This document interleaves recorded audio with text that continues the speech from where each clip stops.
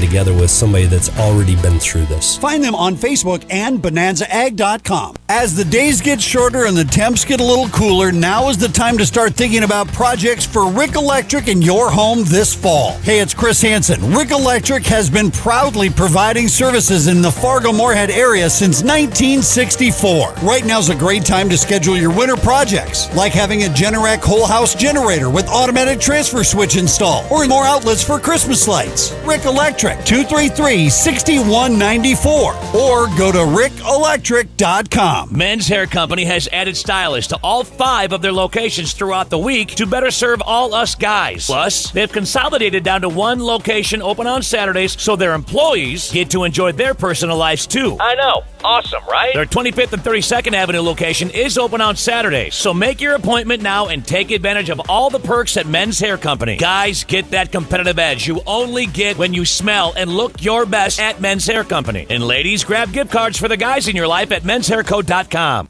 Code Green is coming alive! Bison football is back at home this weekend as they host the Youngstown State Penguins. Our comprehensive coverage starts at 7 a.m. with kickoff scheduled for 1 p.m. on Saturday. Coverage of Youngstown State versus NDSU is brought to you by Nodak Insurance Company. Safe drivers can save up to 30% on their auto insurance when they enroll in the Drive for Less program. Download the Nodak Insurance app to start saving today. Visit NodakINS.com. Nodak Insurance Company. Agents with answers. Family Dollar has the spookiest deals to help you do more for your family this Halloween. Stop by and start booing things up with our huge variety of outdoor and indoor Halloween decorations. Discover a great selection of costume accessories to complete the perfect look. And of course, find all your favorite treats. For a limited time, select bags of Halloween candy, including Snickers, M&Ms, and Reese's, are buy 2, get 1 free. Family Dollar, helping you do more. Good news! Gateway Clearance Center's construction is all done. Stop by the newly remodeled Clearance Center and experience Clearance Center pricing. Clearance Center savings. The all-new Gateway Clearance Center has been expanded and remodeled to serve you better with a bigger and better selection of clean used vehicles. The Gateway Clearance Center has over 250 used cars and trucks. Payments starting at just $199 a month. On-the-spot financing. Gateway Clearance Center, 2302 South University Drive, Fargo. KQWB, West Fargo, Fargo-Moorhead, and KPFX, HD3 Kindred, Bison 1660. Powered by Gateway Chevrolet, Cadillac, Nissan, and Hyundai in Fargo. We are Buckfork. And here's what you need to know. Jets quarterback Zach Wilson has been cleared by doctors and will start Sunday against the Steelers if all goes well in practice, per head coach Robert Saleh. The NFL Network is reporting that Ravens defensive tackle Michael Pierce suffered a bicep tear in Sunday's win. There is not a definitive word yet on how to proceed and if Pierce can continue playing at some point this season. Those tests and decisions are ongoing. Saints quarterback Jameis Winston, who is dealing with 4 fractures in his back, was not spotted at practice today in London. Head coach Dennis Allen said it was just a rest day to make sure that he's healthy. He anticipates him being back on the field tomorrow, and he doesn't think he will miss week 4 against the Vikings. In golf, Live Golf is nearing a deal to buy airtime on Fox Sports to air its tournaments. The potential agreement is still being finalized. In the NBA, Suns' DeAndre Ayton told reporters yesterday that he has not spoken with head coach Monty Williams since their Game 7 loss to the Mavericks in May. I'm Monty Bolaños. You've got the insiders. How you play today, from this moment on, is how you will be remembered. That's what living is. That's right. The 6 inches in front of your face. Bringing you what you need to know and a whole lot more. Topics you care about, guests you know, and the conversations you came to hear. The Insiders are presented by Proceed. Need seed? Think Proceed. This is your time. Now go out there and take it. Now, here are the Insiders. The Insiders. The Insiders. The Insiders. Insiders. Rob Hipp and Andy Rickoff. Middle of the week, ladies and gentlemen. Welcome on in. It is the Insiders with you on a Wednesday edition of the show. Happy hump day to you. We're on the back 9. We're making the turn. Rob Hipp comes in and says it feels like a Monday. I've got no energy. Well, I'm going to try and bring some energy. It's a Wednesday. Says, happy Monday to me. I just look at you very confused. That's what happened today. I was testing you to see what was going on. Okay. Well, I don't know with you because sometimes the mind is a little bit slow, it seems like. It's the mind, honey. Things, happy hump day, man. Yeah, happy hump day to you as well. Micah Bindi, producer in the Therrells and Ethanol Broadcast Center with us. Happy hump day to you as well. Thank you. You too. There we go. I heard you've already told me all about your Bags league that you were in last night. The first game was perfect. There you go. Anything after that was horrible. And then I was in a rough mood the rest of the night because I don't like losing. Yeah, you'd rather have the good one at the end and be terrible at the beginning. Yep. Much rather. You could go 1-4, but if you won the last one, that's all that really matters. Yeah. Nobody cares about the middle. It's kind of the start and the end, and then the end is really important. That's how you finish, absolutely. So that's the extent of the Bags conversation, just to let you get that out and let you talk about the Bags tournament or the Bags league that you're in a little bit. And that will do it for the show, for the Bags conversation. Thank you. So thank you for your input. Appreciate that. Welcome on in with you guys. I just wanted to make sure Micah was really, really energetic about his Bags league. So I wanted him to get a chance to talk about that, Rob. Yeah. I really did. Bags league. Bags league. Cornhole. Okay, yeah, okay. Bags, All right. bean bags. Yeah, that's what Texas cornhole. Bags. Yep. All right. We say it weird up here, apparently, too. Bags instead of bags. Bags. Down in Texas, bags. Yeah. Y'all like in the that. y'all in the Bags league. Yeah. We're already off the rails. We're only 3.5 minutes in. It's going to be a fun show. I think we're excited for this one. This should be a fun little change up. Middle of the week, getting ready for homecoming week.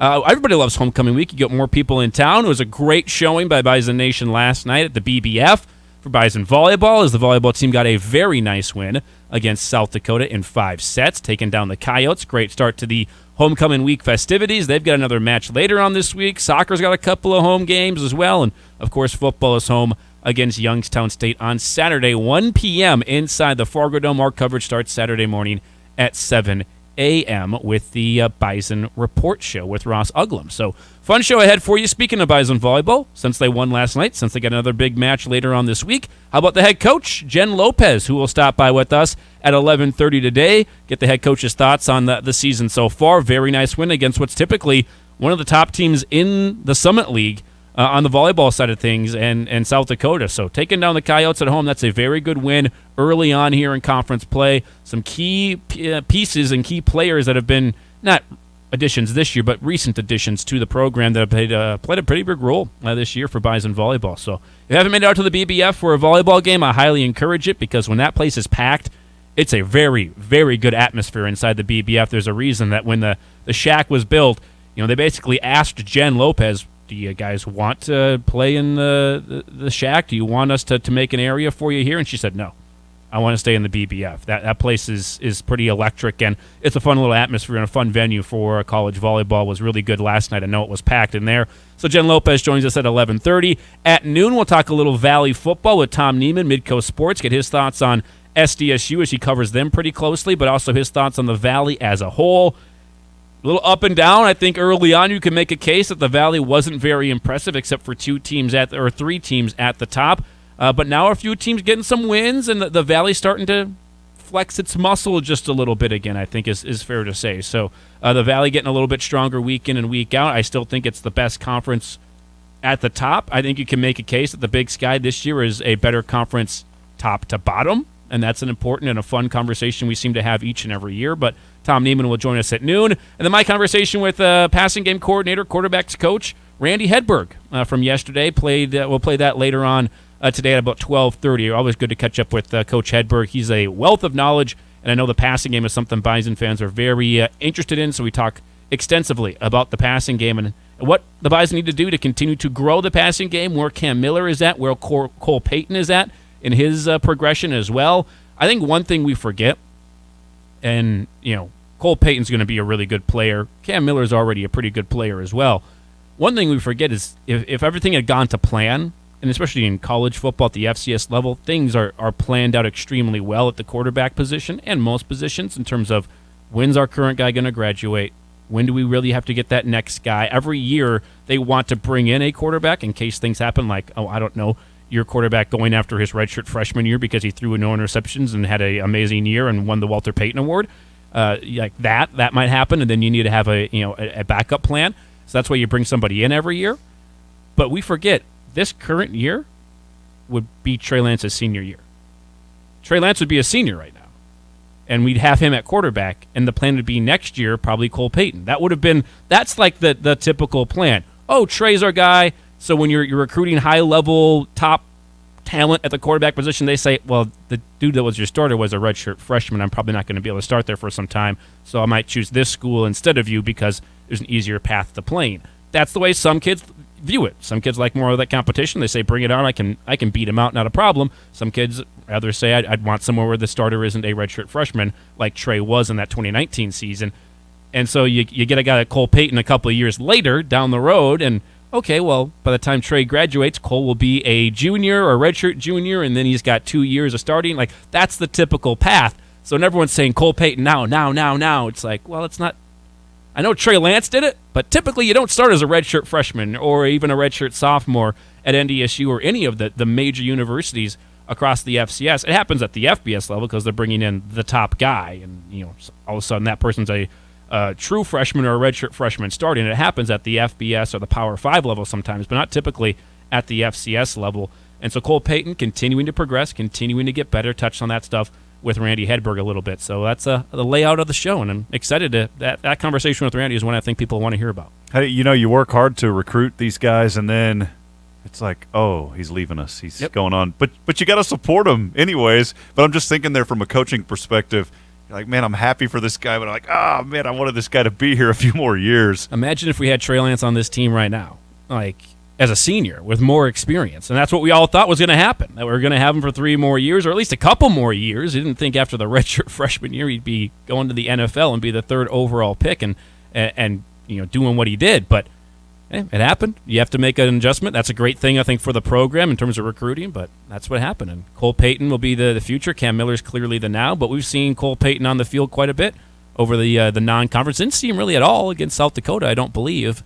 And so we'll have to see if Cole Payton's a part of that game plan here this week against Youngstown State back at home. Yeah, it's you put him in there through those first few games and then didn't see him on one snap at all last week. And going into that game, I kind of had a feeling that we wouldn't see any packages really for him, just to kind of keep Cam Miller out there. Let's keep guys healthy. And so Cole Payton, who knows, man?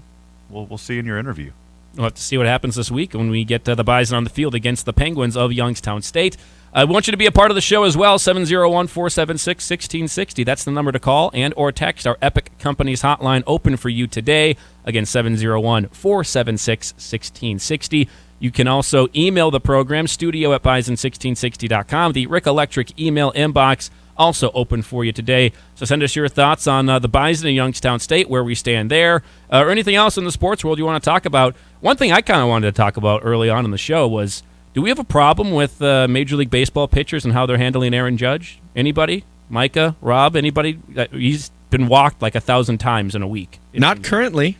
I don't have an issue with it. I don't either. I think it's not being done on purpose. I think they're just being safe, because it's not about being the guy that gives up the home run. It's just about pitching smart. Like, you're facing the MVP. Yeah. So don't give him anything amazing to hit. You kind of want to be playing safe, but not purposely walking. That's where I would draw the line, personally, for me. Yeah, none of the intentional walks. Yeah. But it does seem like they're pitching around him a little bit. He's at 60 home runs. He's one away from tying Roger Maris for the all-time home run record in the American League. Some people would argue in Major League Baseball, but not recognized by Major League Baseball. It would be the AL record tying Roger Maris at 61 for his season. He's been there for, I believe, now 6 games.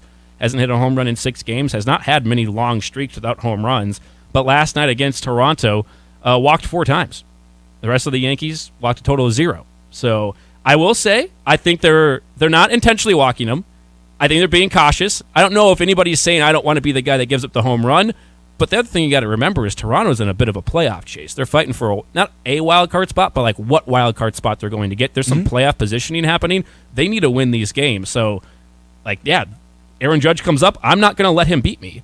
It's the same thing with, you face a star receiver in the NFL and Bill Belichick will double cover him the whole entire game. I'm not going to let him beat me. That's basically what it is. And the pitchers are saying, I'm not going to let Aaron Judge beat me. If he hits a pitch or if I make a mistake and he hits one, okay, I guess, but I'm not going to throw anything down the middle. It's going to be on the outer edges of the plate, and I'm going to see if he expands the strike zone at all. I heard a good conversation yesterday, maybe on another sports radio show, just talking about baseball as one of those sports that everyone really focuses on the stats, and you don't see that a lot with other sports. Talking about who has the most points in basketball, and you don't hear about that a lot like you do baseball. And Aaron Judge yesterday, I believe after the game, said, I'll take 4 walks and a win any day. But deep down in his mind, he wants this record. You gotta believe that he wants the record. And, absolutely. And for me being here new and knowing about Roger Maris, I don't want him to get the record. I want it to stay where it's at. Mm-hmm. Let's keep it where it's at. There's a lot of fans that kind of feel that way, but also, it'd be kind of cool to see history, right? At some point. I think the question becomes, and Aaron Judge has not hit a home run since last Tuesday, so a little over a week now, or a full week of games at this point, and in that time, he has walked 12 times in that week, which seems like a ton, and I think it is well above the average, but again, teams are just being cautious and not letting him be the reason that the Yankees win a ball game. I will say I thought the Red Sox were kind of pitching around him. And that's the one where they're in Yankee Stadium. The Red Sox season is over. They got nothing to play for. They're not fighting for a playoff spot or any of that kind of stuff. I think the Red Sox main objective in that series in New York was don't let Aaron Judge hit the home run. Not don't let Aaron Judge beat us. Don't let him hit the home run. We don't care if we lose the games. They had a game that got rained out in the 6th inning. They lost the game. They didn't probably really care because Aaron Judge didn't hit a home run. They did not give up the home run. There's a little bit of a rivalry between those two franchises, New York and Boston. So I will say I thought the Red Sox were pitching around him. Toronto is being more cautious of not letting this guy beat us. He comes up sometimes with people on base as well. You really can't let him. If he's going to hit a home run, you don't want it to be a 2, 3, or grand slam. 2 or 3 run home run or a grand slam, obviously. So he's going to get the record. He's going to. He's got enough games. I still think they got this week and then until next Wednesday. So he's got another whole week here to hit 1 home run to tie the record, 2 to get the record. I think once he gets the next one and ties it, he'll get the second one really quick, would be my guess. I was thinking that he was going to do it in the same game. 61 and 62 in the same game. 699 and 700. But I disagree with pitching around him early in the game. Like early innings, challenge him. Don't be intentionally walking because it's early. But late, when there's like a close game, then I agree with it because you're trying to win a baseball game. Yeah. Oh, absolutely. If it's a close game and he comes up, if it's a 1-score game or you're up by 2 and there's a runner on and he comes up, I'm not pitching to that guy. That would be an intentional walk. And I wouldn't feel bad about it one bit because I'm not letting that guy be the reason we lose a game if I'm battling for a playoff spot. If we're up by 1 and there's a guy on or nobody on and he comes up to the plate, yeah, he's getting walked. 100%. And the Yankees aren't threatening anybody right now with whoever's past Aaron Judge. They're not hurting the teams that are if they're intentionally walking him or not. Honestly, I don't even know who's behind him, and unless it's like Shohei Ohtani or Mike Trout, it wouldn't matter to me. I mean, they probably have some other really good hitters in that lineup behind them. It just wouldn't matter because Aaron Judge is having one of those historic years. The other thing is, does he expand the strike zone? Let's say he gets to like Sunday, still hasn't hit it. He's got a great eye at the plate, very disciplined hitter. Do you expand the strike zone a little bit? You're just like, gosh, I got to get this one. I got to get one. You start pressing. Might be in his head a little bit, but he does have the Rangers coming up, so I feel like could happen in that series against a not so good Rangers team. Yeah, just 2 more series, the Orioles and then the Rangers to finish it up. I think 7 or 8 games, including tonight. He's got tonight against Toronto, I think. Just start thinking, though, just for a moment, put yourself in his shoes. The chances are, yeah, he's gonna hit 1, 2, and break the record. But just put yourself in his shoes. You're at 60, and then you go into this home run slump, and you never get there. Yeah. Oh, man, that would be terrible for him. The closer it gets to the end of the season, if he hasn't hit one, yeah, the pressure ramps up on him at that Once point. it gets to that final series, and if he doesn't have it, the pressure. Yeah, then it's big-time pressure. And then if I'm Texas, I'm pitching to him. I'm not intentionally walking the guy. I'm not telling my guys not to give him anything to hit. I'm challenging him because if I'm a pitcher, that's the other thing. Pitchers are competitors too, and they believe they can get him out. So if I'm a pitcher up there, I'm saying I'm not going to just walk this guy basically on purpose or unintentionally walk the guy. Like, no, I'm going to challenge him, and if he hits it, he hits it. I wouldn't be worried about it if I was a pitcher personally. I want to be a part of stopping the guy from having history. I was like, I struck him out 2 times, and he went 0-3 against me. Yeah, and he didn't get the record. So take that, Aaron Judge. The worst thing that can happen, the absolute worst thing that could happen, is the Yankees, let's say they go into that series with Baltimore coming up, and they're just absolutely destroying Baltimore in a game. Somehow Aaron Judge hasn't hit a home run, but they're up by like 10 runs in the 8th inning. So Baltimore waves the white flag, and they bring in some position player, some shortstop who sits on the bench who was in AAA a week ago, and he's throwing little 40-mile-per-hour lollipops up there, and Judge tees off. That's the worst thing that could happen, right? Because then we feel like that doesn't even count at that point. Well, both those teams are not playing for anything. Baltimore and Texas both, their season's pretty much done. Yeah. So I believe Baltimore's out of the playoffs. Yeah, and Texas is second to last. Texas has been out since September, or since July. They've been out since 5 years ago. So. Yeah. It's about changing history or not changing history, or impacting it in a way. Yeah. The record books at the very least. That would be the worst thing that could happen. Some shortstop, some dude who's never pitched before throws up a little 40-mile-per-hour curveball up there, and Judge just hits it 700 feet. I feel like a team would keep him honest. They wouldn't do that, even if they're down by so much. If he's coming up. If there's a minor league pitcher that somebody brought up, I think they would put him in, not a position player, just for the fact that we don't want to give Aaron Judge the easy one. I'd hope so. Yeah, but it's today's MLB where you got to worry about the dude's arm and the pitch count and second time through the order and everything. But you want minor league guys to get reps. You think? That'd be good reps against a guy that's going to be the MVP But this year. He's already thrown a lot in the minor league season. I got to worry about next season. His arm is fatigued, all that stuff. Yeah, and if it came down to that, you're throwing in some other guy, would it even be that meaningful now? It's like, they put in this lowly guy and he knocked it out of here and broke the record. It almost, everybody talks about asterisks in sports. That would have an asterisk next to it to me. If you're in the major leagues, you're in the major leagues, whether you're brought up or not. Now, I did say if I was a pitcher, like a full-time MLB pitcher, I'd be challenging the guy. I'd be going after him and say, I'm going to strike him out. He's not hitting no home run off of me. If I'm a shortstop and I'm just getting called up and I'm in there because it's a blowout game and Aaron Judge comes up, yeah, those are 4 pitches way above the strike zone. I'm not giving him anything close because I don't want to be that guy. I don't want to be in the record books as I wasn't even a pitcher and he hit one off of me. That doesn't count. That shouldn't count. I probably wouldn't pitch to him if I was a position player. I think there would be a little bit of an asterisk if that was 61 or 62 and it was a position player. Yeah, if he didn't hit another one. There'd be it wasn't against a real pitcher. Mm-hmm. If he only gets to 61 and that's how he got there, he doesn't get to 63, and you're like, he had a little bit of room, he hit him off other guys, then, yeah, asterisk, I think. Yeah. If he shatters it, then he shatters it. Yeah, of course. So I wanted to bring that up. I want to get everyone on the record. Do we have a problem with how teams are pitching to Aaron Judge? Sounds like we're all okay with it at this point, right? Not right now. I don't have a problem right now. Rob, you're good with it. Yeah, I'm good with it. I just don't want him to break it, for the sake of Roger Maris and his family. I don't want him to break it, man. I'm kind of with you a little bit, but also wouldn't mind seeing history. I just don't really love that it'd be a Yankee, but, whatever. It is what it is. I'd rather us go back to the moon in my lifetime. I want that kind of history, not Aaron Judge. Judge. Knocking. I don't want that kind of history right now. Also, his contract is going to be just massive this next season. He's a free agent at year's end. He's going to be maybe the Triple Crown winner and possibly the home run king in the American League. I know he's 31, but he might get a 10-year contract. He might get the Albert Pujols type of contract where he gets a 10-year deal in his 30s. That'd be pretty historic. We do have a great show for you as well, as we already kind of mentioned, laid that one out for you. Youngstown State, the opponent this week for NDSU. We're getting closer and closer to that game, too, so we'll preview that one as we get a little bit further on throughout the show. We're here with you inside our Theraldson Ethanol Broadcast Center. Theraldson Ethanol, the nation's leader, one of the nation's leaders in ethanol production, a 175 million gallon per year ethanol plant located just west of Castleton. You can fuel your future and join their growing team today at theraldsonethanol.com. Heard some interesting stuff on the NFL front. Obviously, there's Hurricane Ian that's coming near the coast in Florida. Thoughts and prayers with everybody down in that area. I think it's Tampa Bay, Fort Myers is where it's kind of tracking to have its greatest impact, that area down there. So, obviously, if you're down in that part of the country right now, be safe, get somewhere safe. Thoughts and prayers with all of you. I've never experienced anything like that, and hopefully I never have to. But make sure you're somewhere safe and hopefully just get out of there. That's what I'd be doing, just getting out of Dodge. But Hurricane Ian coming onto the coast probably today or in the next couple of hours here down in Florida. Sounds like the Tampa Bay Buccaneers game against the Chiefs is going to get moved because it's supposed to be played in Tampa.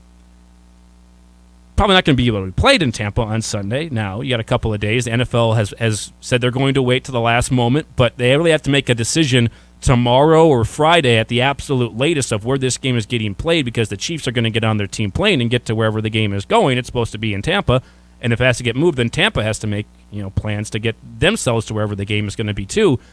The number one location or destination it sounds like that game is going to get moved to is U.S. Bank Stadium. Minneapolis. Sounds like if it has to get moved, it will not obviously go to Kansas City. You're not just going to let the road team have an extra home game. The NFL has said when teams play overseas, they have to be ready. They've mandated teams when you go overseas, you have to be ready to host a game in case of an emergency overseas. In case something happens in London, we can't get the game in London. You have to be ready, have your facility clear in terms of no other conflicts, no other things that going on, that you can play the game at your stadium. So both the Saints and the Vikings stadiums are available. The Saints also being down in the south, just taking every precaution, maybe with the hurricane also not wanting it to be there. So it sounds like the number one spot, if it gets moved, would be to U.S. Bank Stadium for Sunday Night Football. Tom Brady, Patrick Mahomes. Let's go.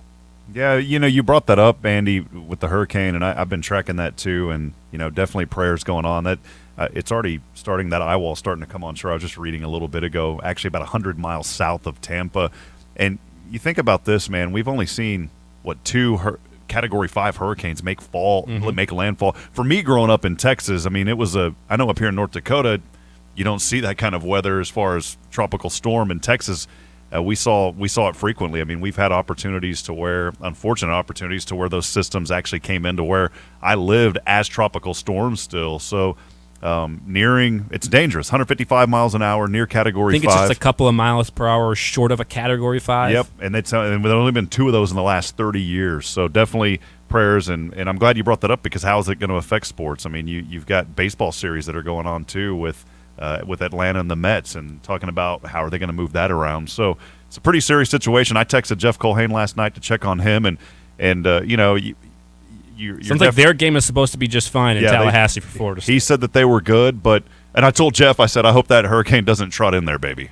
I had to throw that at him. Yeah, we don't want that thing to trot in there. So Sunday night, we all going?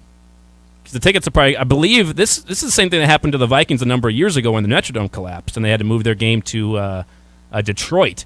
Tickets were free. I don't know what the process would be for tickets, but if they're free or open to the public or very cheap, I mean, Tom Brady, Patrick Mahomes, Sunday night? Get as many butts in the seats. Come on. How can you not want to go to that game? I would want to, but unfortunately I work. I feel get that out of it. There's an Andy. I'll get out of it. Yeah, come on. There's an Andy Rickoff press badge that's going to be utilized in that game, for some coverage. Yeah, possibly. I don't think I probably wouldn't even get the credential. I would just go down there and be like, I'm going to enjoy a great game between 2 of the better teams in the NFL and see 2 of the legends on the field. I've never seen Tom Brady or Patrick Mahomes, in person at a game. That'd be pretty fun. Goat and baby goat. Yeah, absolutely. Who wouldn't want to go down for that one? I know I got to get back the next day. It'd be a long night of travel, but hey, make it work, right? For football, anything for football. Sunday football looks good to me on a TV screen on Sunday after trust me, I want to. Hey man, trust me though, I want to be out there. I want to watch games in person. But you can even watch the Vikings game at like 8 in the morning, and then get in the car and go to Minneapolis for Sunday Night Football. Yeah, you could do that. Works perfectly. We just have so much going on with Bison football and all that. So for me, Sunday's like the family day where I get to enjoy family and turn on the TV and watch a little bit. I do want to be there in person though. Trust me. They just put up a graphic on the screen. They're actually talking about Aaron Judge right now on the TVs here in our Thurrots and Ethanol Broadcast Center. Said the batters after Judge since his last home run have gone 1 for 31 with an RBI.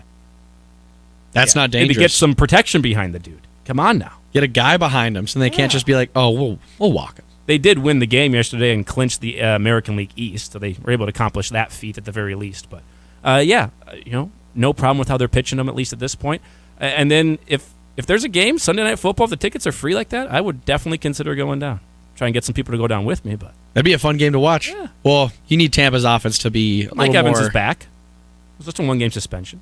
But their offense didn't look that good in week Didn't 1 look either. That good. Yeah, that's true. But it's Patrick Mahomes and Tom Brady. Absolutely, I'm in for that one. I'd be there 100%. I'd be there to watch Patrick Mahomes. Send us a text. If you're out there listening, if you're in for the game or if you're a no, maybe we'll put up a poll question. Will you or will you not travel to Minneapolis for the game Sunday night, Chiefs and Bucks, if it's played at U.S. Bank Stadium? Yes or no? Send us an email, send us a text or something like that. Let us know your thoughts on that stuff. We'll maybe put a poll question up on our Twitter account at Bison1660 as well. I'd be in on that. I mean, it's Mahomes and Brady. It's Sunday Night Football. It'd be pretty good stuff. I'd be definitely going down for that one if it does happen. It sounds like there's a pretty good chance it's going to happen because that Hurricane Ian is heading right over Tampa Bay and Raymond James Stadium. If you get the suite, Andy, I'll be there. The suite? Yep. Okay. I don't know if I'll be able to get a suite. The suite on you, Andy. I'll get Cole be there. Jurek. Cole Jurek will do it for Yeah. us. Yeah. Kyle Emanuel. Yeah, there we go. Challenge out to Kyle Emanuel. There we go. Get us the suite, and then we're bringing down a whole party. Is there? No, I don't think there's any former Bison on those teams, right? No, nothing right now. See, there's not even another extra great reason to go. It'd be perfect if it was like, the Commanders versus the Packers. You could maybe see Christian Watson and Carson Wentz or something like that, or even if you have some other connection, somebody out there. It would be nice to go down there and watch a former Bison or a pro Bison play on Sunday Night Football. But even with just Mahomes and Brady, I think that's enough enticing for me to go down there at the very least. If the tickets are free, then it's worth it. I'm going to drive down 4 hours. Yeah. That's easy. I mean, those are like $150, $200 tickets at least. You would have to think.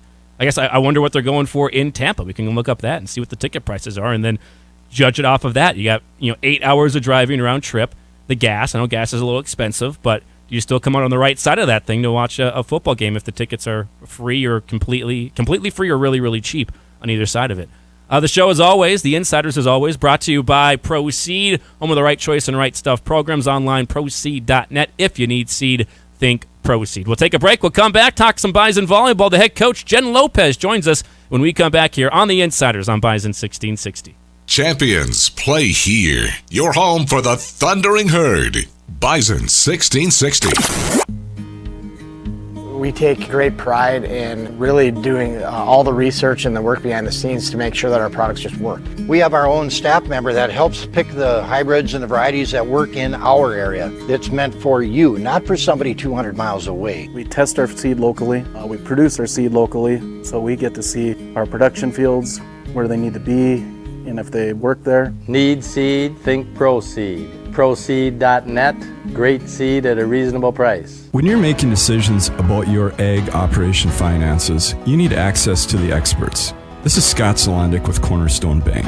Whether you're just starting your operation or looking to grow, we're here to talk you through those financial decisions. We're the kind of people who get to know you and genuinely appreciate your needs. If you're looking for a bank that's been specializing in ag banking for generations, come see us at Cornerstone Bank. Cornerstone Bank, member FDIC, equal housing lender. The Bison Hotline postgame show is broadcasting live this year from Applebee's on 19th Avenue North in Fargo. Come see the Bison 1660 crew live after every NDSU football game and register to win prizes including Bison 1660 t-shirts, tickets to upcoming games, and a whole lot more.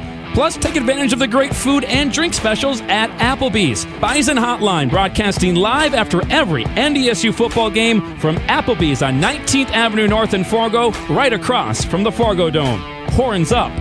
This guy had more issues with his eyes. The minute he first came out of surgery, he walked in with a huge grin on his face, and for the first time since he was a little kid, he could see perfect. Going to Vance Thompson Vision was an easy experience. If you're going to trust your eyes to anybody, trust them to a leader in that field. When it came time for me to make a decision about where we were going to go for my LASIK surgery, there was no question that it would be Vance Thompson Vision. Call 877-522-EYES to schedule a free consultation. Doesn't matter who you are or where you're from, you're always welcome where there's Jim Beam. Small town guy in a big city guy in a small town. Wherever Jim Beam is welcome, you'll be welcome. Country guy at a rock show, Viking fan at a Packer game. And the throw incomplete. Oh, what a pressing tackle. Just look for the Jim Beam, and you know you're always welcome. Your friends at Jim Beam remind you to drink responsibly. Want to work for one of Fargo's most progressive companies and potentially earn $47,000 plus incentives in the first year? Spartan Nash, a supplier to successful food stores, currently has warehouse positions open with potential earnings of $47,000. Spartan Nash offers insurance the first of the next month, 401k and PTO. Get a 10% discount on your groceries. Stop by the job fair Wednesday, September 28th from 11 to 4 at Spartan Nash, 3030 Main Avenue, Fargo. We all want to be part of a winning team, right? Hi, this is Marcus with Steamatic, and I am very proud of our team. Industry experts have voted Steamatic the best method of cleaning with our patented steam cleaning process, our 24-hour service, and highly trained technicians. We do it all from carpet cleaning, air duct cleaning, fire and water damage restoration, and remember, Bison fanatics choose Steamatic. Steamatic, call 232-46 707. You're listening to your home for NDSU athletics. To the 10, cuts it back, shot in there, baby! Bison 1660. Our Bison 1660 Road Tour continues today. We're live in the studio with you, but we do have a stop on the road tour today from 4 to 6. Come on out to Frank's Lounge off 52nd Street South in Fargo from 4 to 6. Your final chance to, or one of your final chances, you have until the end of the week, I guess, because you have a few more stops, but one of your final chances to register for our Jim Beam insulated cooler that will be given away at the end of the month. So come on out at Frank's Lounge, courtesy of the great folks at Jim Beam. We're at Frank's Lounge today from 4 to 6. You can also find the rest of the stops on our road tour on our website, bison1660.com. It's presented by The Bridges, and The Bridges makes college living easy with great apartments, great spots to live, fully furnished units, and all-inclusive pricing at The Bridges. You can take a tour today up by campus just across from the Shack, or you can go online to virtually take a tour as well, bridgesnd.com.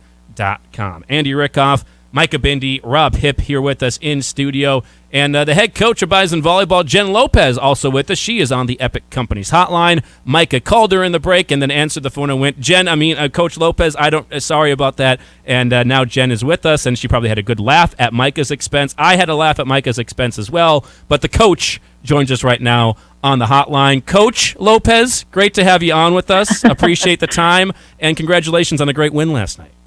Hey, thank you. I appreciate it. It definitely was a good win. Nice to get it under our belt. Coach Lopez or Jen, which do you prefer? I honestly go by both. Okay. So I took no offense either way, so we're good. There you go. You got both of them in there for you at the very least. Yep. It was a great win last night for you. A great start to the homecoming week festivities as well to get Bison Volleyball with a 3-2 win against South Dakota. 25-19, you drop that first set. You win the next two, 25-22, 25-23, and they have to go to a fifth set, but they win the fifth set 15-11. And if I'm not mistaken, Coach, USD is one of the top teams every year in the Summit League. That's a really nice win for your squad here fairly early in conference play. You know, it was. And, Summit League over the years, just the strength of our teams and what our conference is doing has definitely elevated its level of play. And South Dakota's done a really good job of being able to continue to produce a lot from their teams year in and year out. Strong offense, strong defense, which they've been contenders for then in the conference every single year. They're a good team. And last night, we were a really good team. And so it was fun to be able to see us kind of finally play at a level that, we've been working through through our process on finally kind of getting to and being able to see some success with it. And so, it was a good win. I'm excited for our team to experience that, and now we kind of switch gears a little bit onto what's next. Hey, Coach, Rob Hipp here, voice of the Bison, and good to be in Fargo. Good to chat with you for the first time. And I'm learning very quickly how special all of these facilities are. Good crowd last night. Talk a little bit just about the atmosphere and there at the Fieldhouse and how special that venue is for your program. It's anytime you can be home, is one thing. We have a phenomenal crowd and community support for our team and our program, and you definitely did see that last night. Tuesday matches are always tough when you got so many things going on in the community, but I was really happy with those that showed up and stayed and continued to give us that support from kind of start to finish and how we battled through with their help. So that was really good to see. But playing in the bunker is definitely an experience, and I know some teams thrive in it, some teams struggle with it, and so for us to be home and, kind of utilize our space to our advantage, anytime you can do that and come out with a win, I think is a really good thing. Getting head coach of Bison Volleyball, Jen Lopez, with us on the Epic Companies hotline. Great win over South Dakota there last night. Just looking at the team so far, you're undefeated in league play at this point. This is about as good as you could possibly feel at this point of the season. Non-conference was pretty successful as well. Is there just something different about this squad overall that you've noticed here through a couple of months of play? Yeah, this crew's worked really hard. I've talked about it before, but this group did a really good job in the off season in preparing themselves and learning and getting better in the areas that we needed to. as a team, as our culture goes, but also through our physical skill. And, we have a lot of conference play left to go. And so being 3 games in, we have been able to find some success. And now for us, it's how do we continue to maintain that, and how do we continue to get better with every single opportunity. And no means have we made it and expect things out of ourselves other than we got to work hard, and we're going to go up against some really good competition every single week. Michelle Glover, one of the transfers into your program from Illinois, Chicago, has been with you for now a couple of years. A great game there against South Dakota. She's been one of your leaders in kills so far this season as well, and doing a great job at the net with the blocks. I think she leads you with blocks at 53 on the season. What has Michelle done differently this year, and what does she mean to this team on both sides, offensively and defensively? Sometimes when you're a senior, your views and your approach to the game and how you prepare are a little bit different. I think Michelle, for herself, has really taken it upon what she needs to do to produce and give and be better for herself, but also everybody else around her. And she's both offense and defense, creating a lot of things and able to score points and slow down other opponents by what she's doing. And I think being able to have some success with that has definitely kind of continued to fuel her fire on continuing to improve. And I think she's done a really good job of kind of stepping up into that role and owning that in a really positive way, which is right now helping everybody else out around her. Coach, you talked about Oral Roberts just a few moments ago. That's your next contest coming up here as the week goes on. And that's a team that, struggled over the years, but last year had kind of a bounce-back year. What is just the mindset preparation heading into battling them coming up? They're an extremely athletic team, and they have some young kids who also have had a lot of experience, and they saw the floor early on in their career, and they do really well. And in their style of play, they play off of each other really well. It's not always black and white, and they kind of live in that gray area a little bit, which sometimes can be tough. But it's going to be a challenging game for us. The nice part is we get to see them at home first. And so hopefully be able to utilize our venue and our crowd to our advantage. But we got to be ready to go. We got to control our side and go about it in a way where, we have high expectations out of ourselves, and then just putting that into practice. Talking about seniors a little while ago, how about another senior on this squad, Kelly Johnson, the senior from Eagan, Minnesota, and doing really well for it, that setter position, distributing, I think, pretty evenly between Allie Hinsey, Syra Tanshin, Michelle Glover, who we talked about earlier, doing a good job behind distributing to all of them, and overall, I think over 10 sets or 10 assists per set on the season. Pretty good numbers from Kelly there. It definitely is, and anytime you can get a setter over 10, I think is an awesome thing. That means that you're getting a lot more kills on your side of the net, which you're now scoring more points versus waiting for opponents to kind of give you more points. But it's one thing in the off season that we've talked about and have really worked through is how do we set more balls more efficiently. And I think she's positioned herself to continue to evolve her level of play in her skill set, and being able to use that to kind of her advantage, while also being able to utilize all the offensive options that we do have in the right moments and when we need them. And so she's done a really good job and is continually learning and getting better and challenging herself versus that complacency that sometimes can set in. Young head coach Jen Lopez here with us at Bison Volleyball with a 3-1 record at home. So the BBF has been a nice home court advantage for Bison Volleyball so far. Got a game against Oral Roberts coming up next. That one is tomorrow, 7 p.m. at the BBF. And then don't forget about Saturday as well. UMKC coming to town, the homecoming match. What is this week like for you? Obviously a former player. You've grown up in the area. It's homecoming. I'm sure you've got some more former teammates coming by, obviously friends and family, too, that come out to a lot of these games. What's homecoming week like for the Lopez family?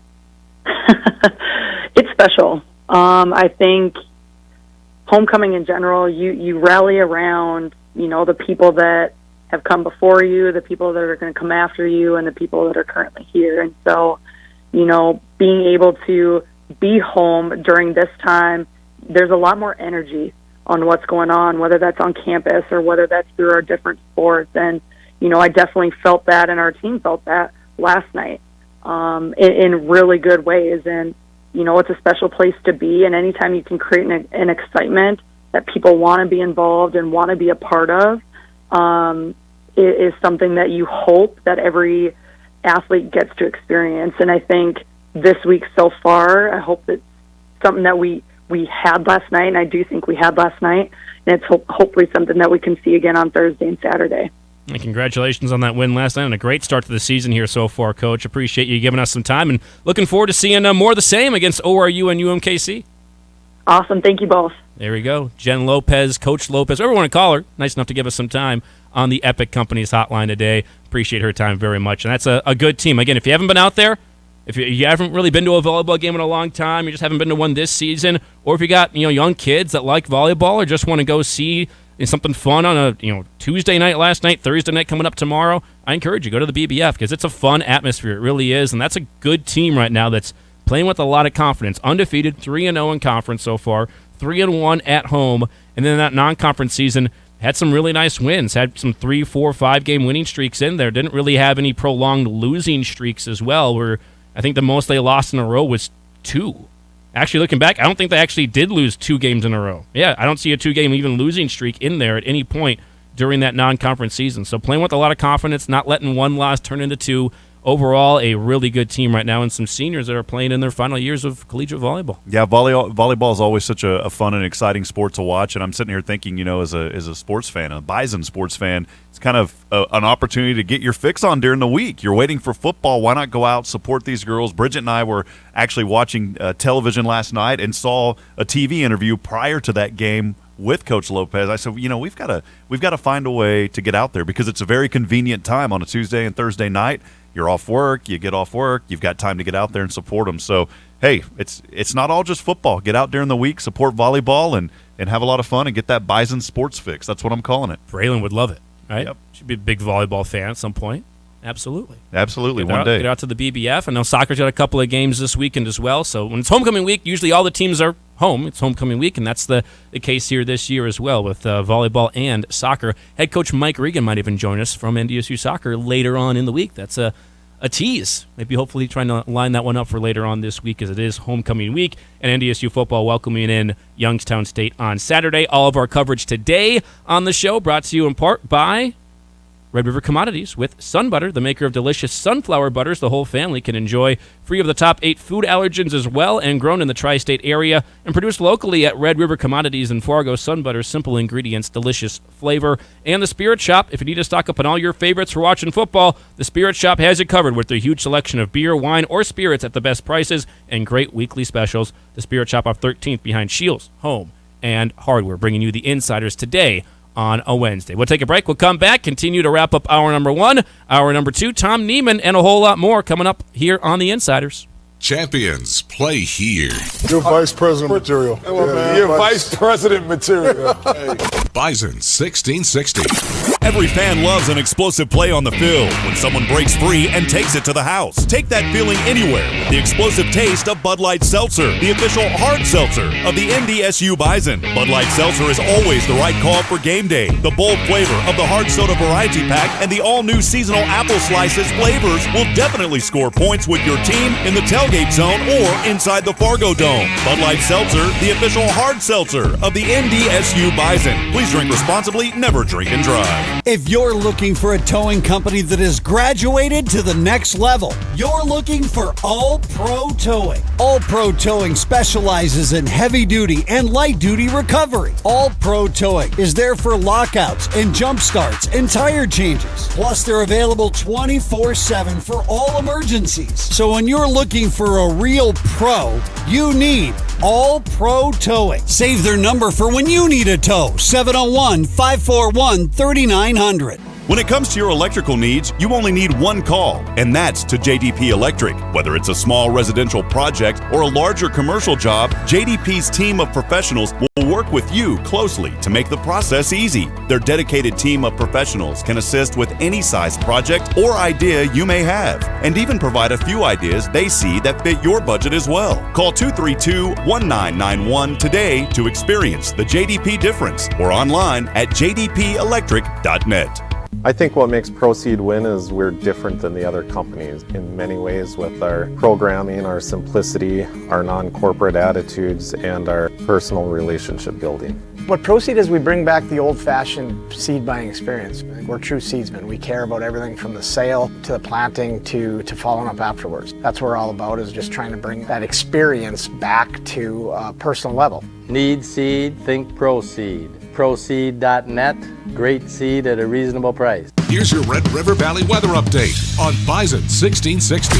Was pretty chilly last night. You might have even woke up to a little bit of frost this morning, but mostly sunny skies, and we will warm up into the upper 60s, maybe even touching 70. Tonight, partly cloudy skies and a low in the upper 40s. Thursday and Friday, we're getting back to the 70s. This weather update brought to you by Heartland Trust Company, an independent and local trust company where their priority is your financial future. Visit them online at heartlandtrust.com.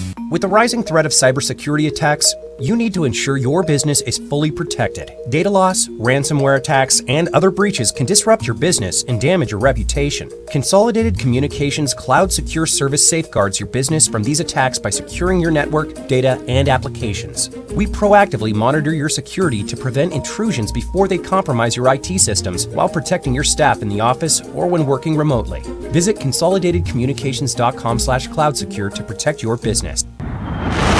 You hear that? The herd is headed your way. You're hearing from the insiders right here on Bison 1660.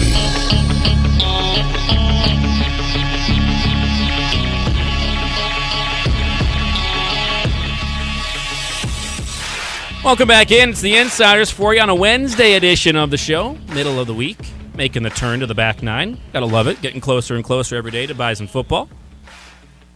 Our road to the ring off to a pretty good start in conference last week, I should say.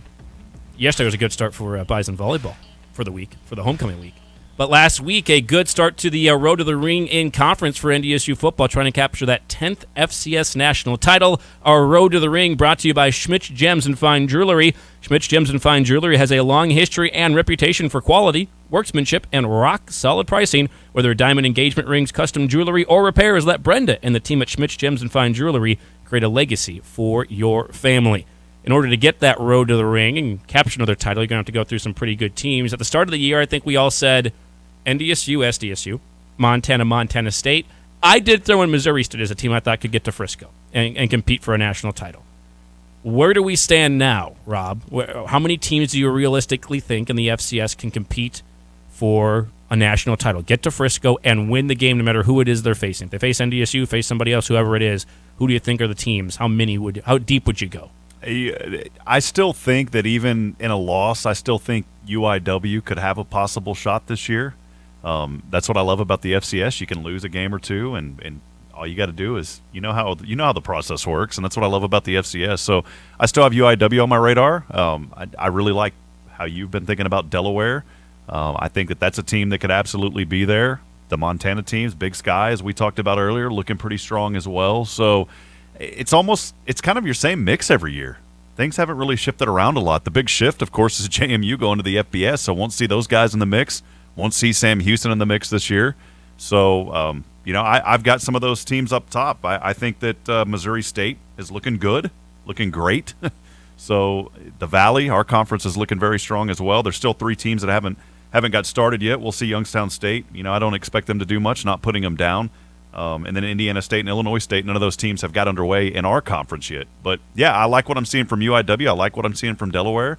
And Missouri State, I think those are teams that could have a legitimate chance getting down that road. You go NDSU, SDSU, Montana, Montana State, Missouri State, Delaware, and Incarnate Word? Well, you can't put all of them in there. I mean, you're going to battle somewhere. But, yeah, I don't think those are all bad. Those are all good teams. I think they're all good teams. I would say my list of teams I realistically think can win the national title is NDSU, SDSU, Montana. I still believe in those three. I'm starting to get a little bit out on Montana State. I have a couple of different categories here. The three I think that no matter who they face could win the national title: NDSU, SDSU, Montana. That's my three right now. Missouri State, I think, is just a little bit outside. Don't quite have the pieces together. You haven't really made a lot of deep runs. Don't really know what it takes to maybe win a title yet. Montana State, if they don't face NDSU, I give them a chance against anybody else. But I think NDSU could do the same thing they did against them last year and just run the ball on them, be extremely physical, keep Tommy Mellott kind of bundled up. Now, obviously, Tommy Mellott didn't really play in that championship game, only played in one series last year. That would be a difference, but I don't know if they could beat NDSU. I think SDSU and Montana have the pieces to be able to compete and possibly knock off NDSU. I really do. Incarnate Word is a year away. They're not on my radar for a national title yet, but a playoff berth and maybe a couple of wins in the playoffs, yes.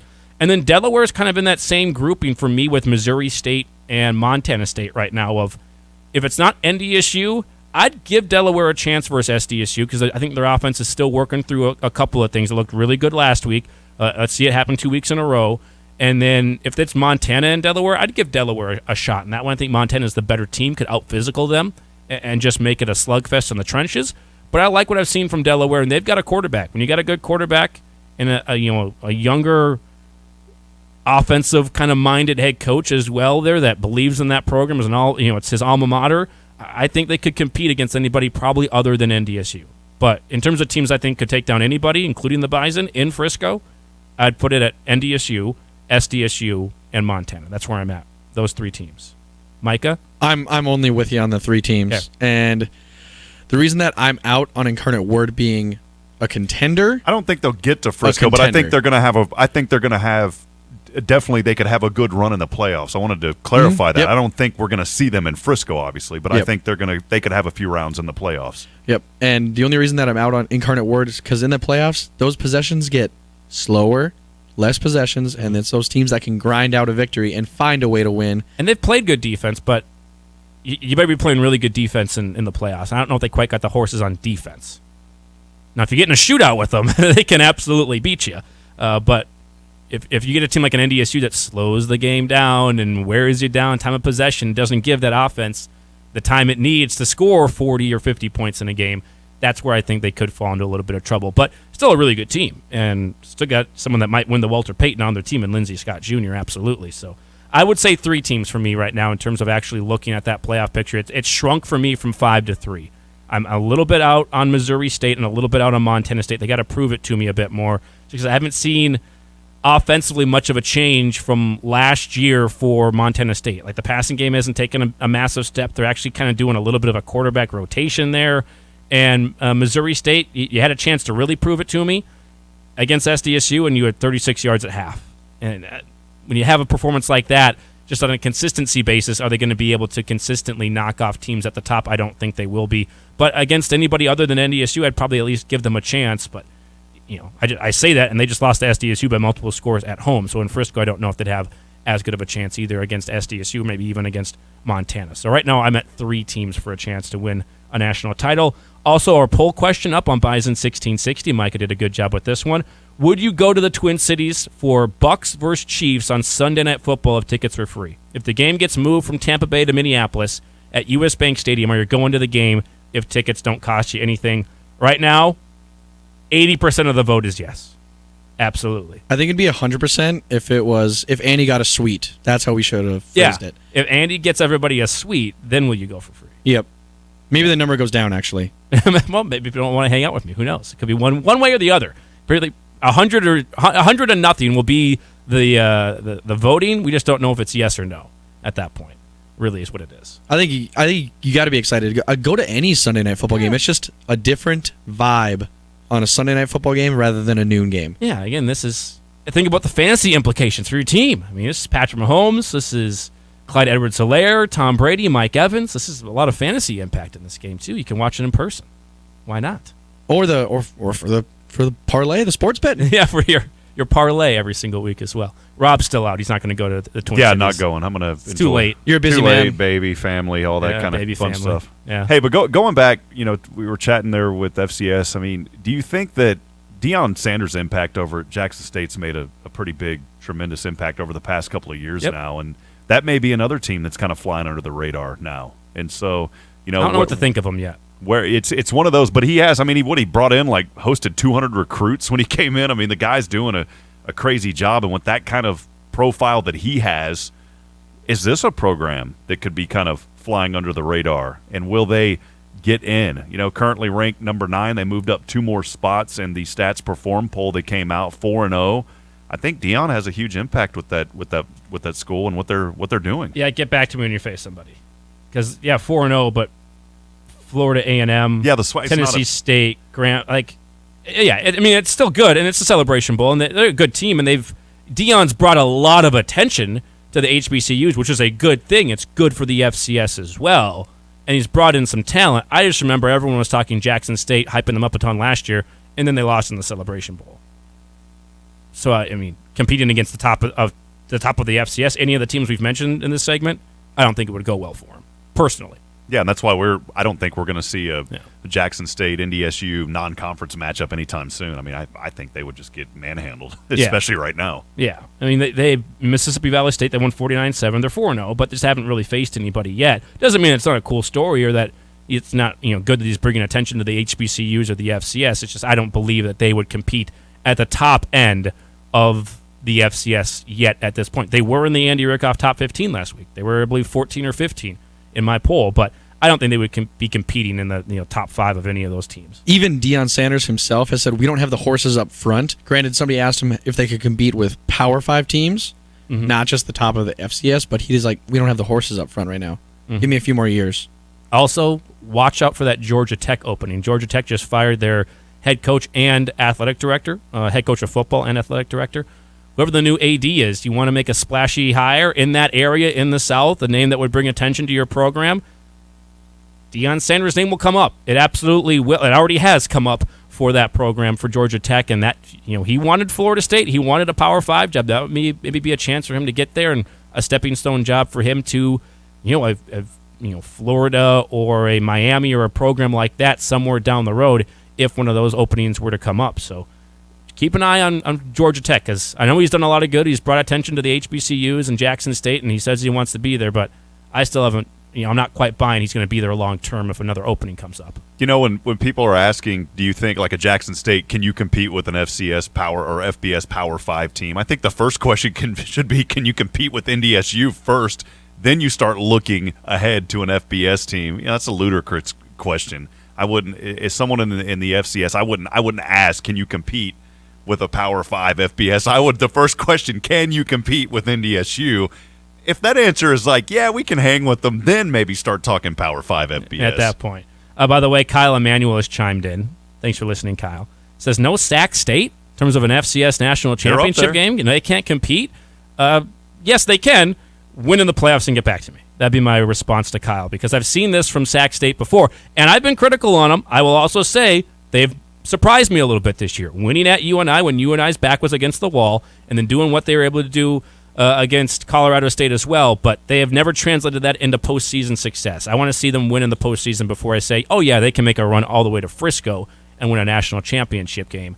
I got to see it a little bit more in the playoffs when it matters the most from Sac State, because they've lost at home as a 4 seed in back-to-back seasons. We'll take a break. We'll come back, start off hour number 2. How about Tom Nieman, Midco Sports? Let's talk some Valley football across the board. Where's the Valley? What's the strength of it? How many teams deep does it go right now? And what's happening with SDSU? Tom Nieman, Midco Sports, and we come back here on The Insiders, brought to you by Proceed on a Wednesday.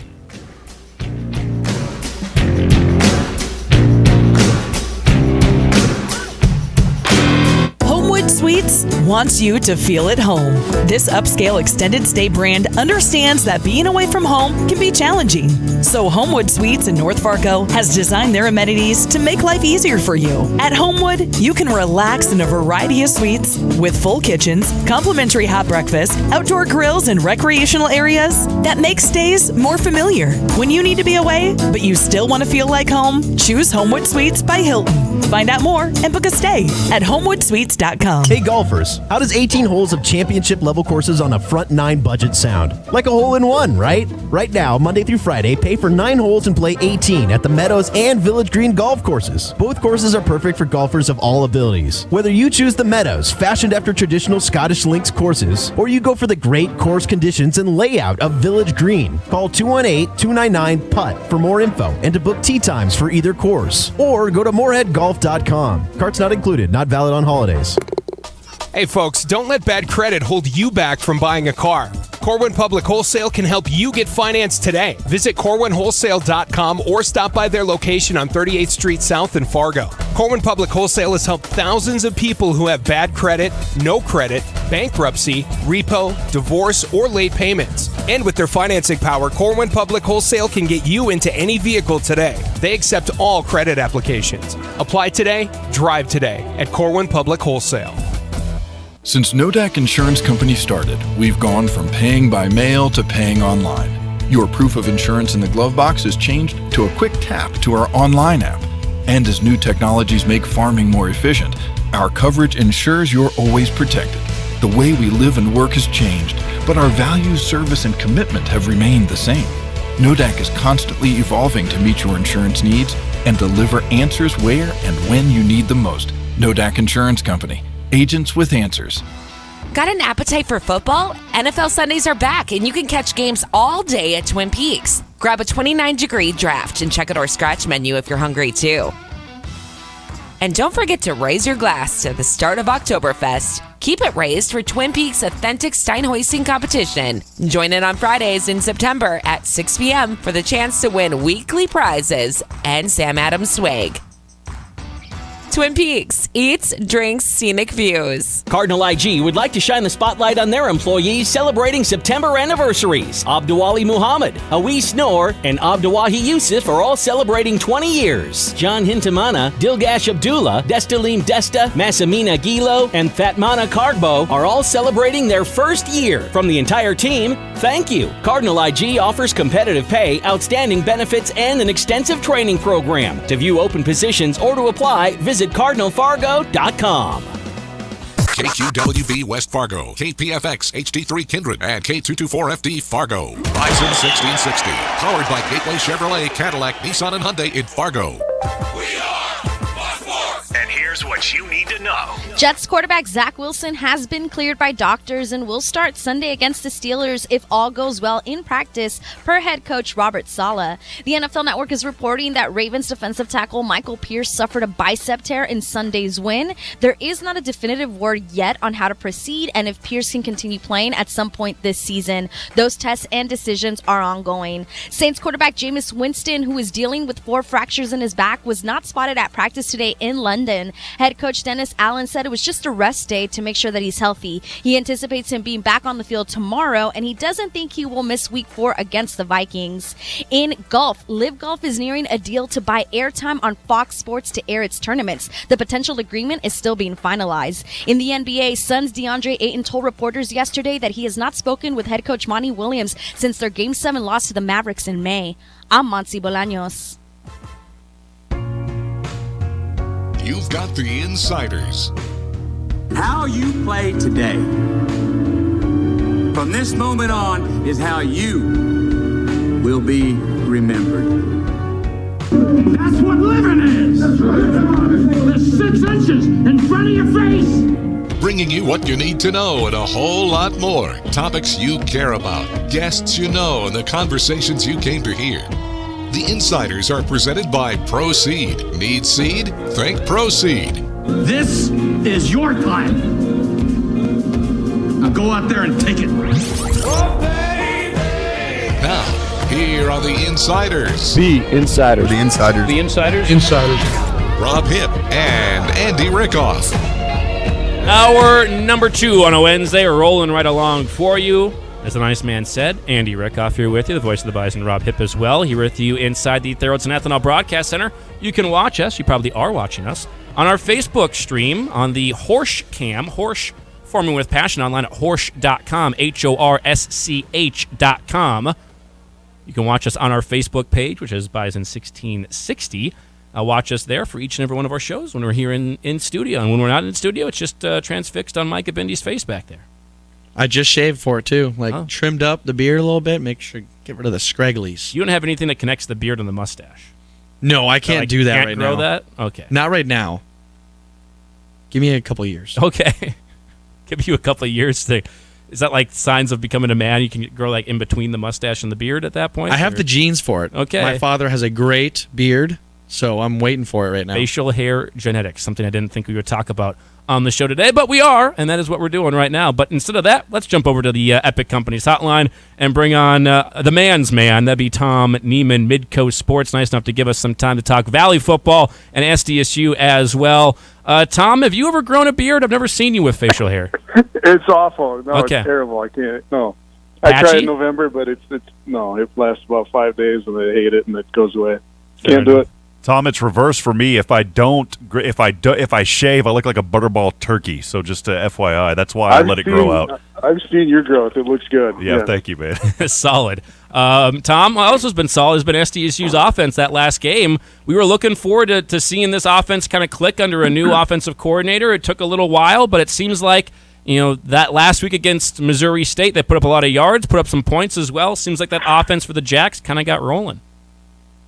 Yeah, they kept telling us that. They kept saying, be patient, be patient. There's going to be big plays coming, and Mark Gronowski is going to get back to where he was. And it was just rusty, I think. I just think it took him 3 games to get back in that quarterback spot. And, yeah, he looked really, really good at Missouri State and, just didn't force anything, made all the right throws.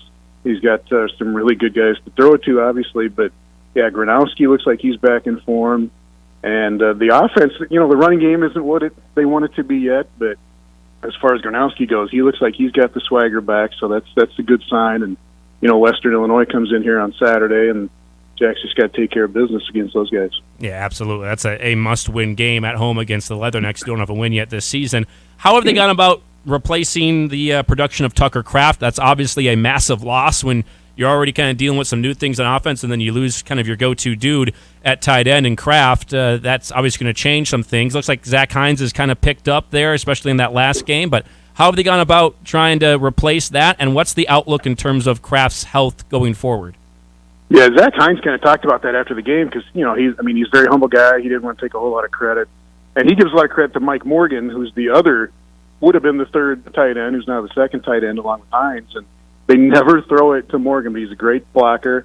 And I guess he's got 6 catches in 4 years, so maybe they'll throw it to him one of these days. But Hines has always been a great pass catcher, and they never threw it to him enough because Kraft was taking all those targets. But I don't think there's more of a focus, maybe a touch more, but not a whole lot of focus to get the ball to Hines. But they certainly did. He had 7 catches and a touchdown at Missouri State. So, but you got the Yankees out there. Kenyon Bowers, another guy they're kind of targeting a little bit. So they can spread it around, and I think that helps kind of take the sting away from Kraft. And he thinks he's going to be back sooner than everybody else, obviously.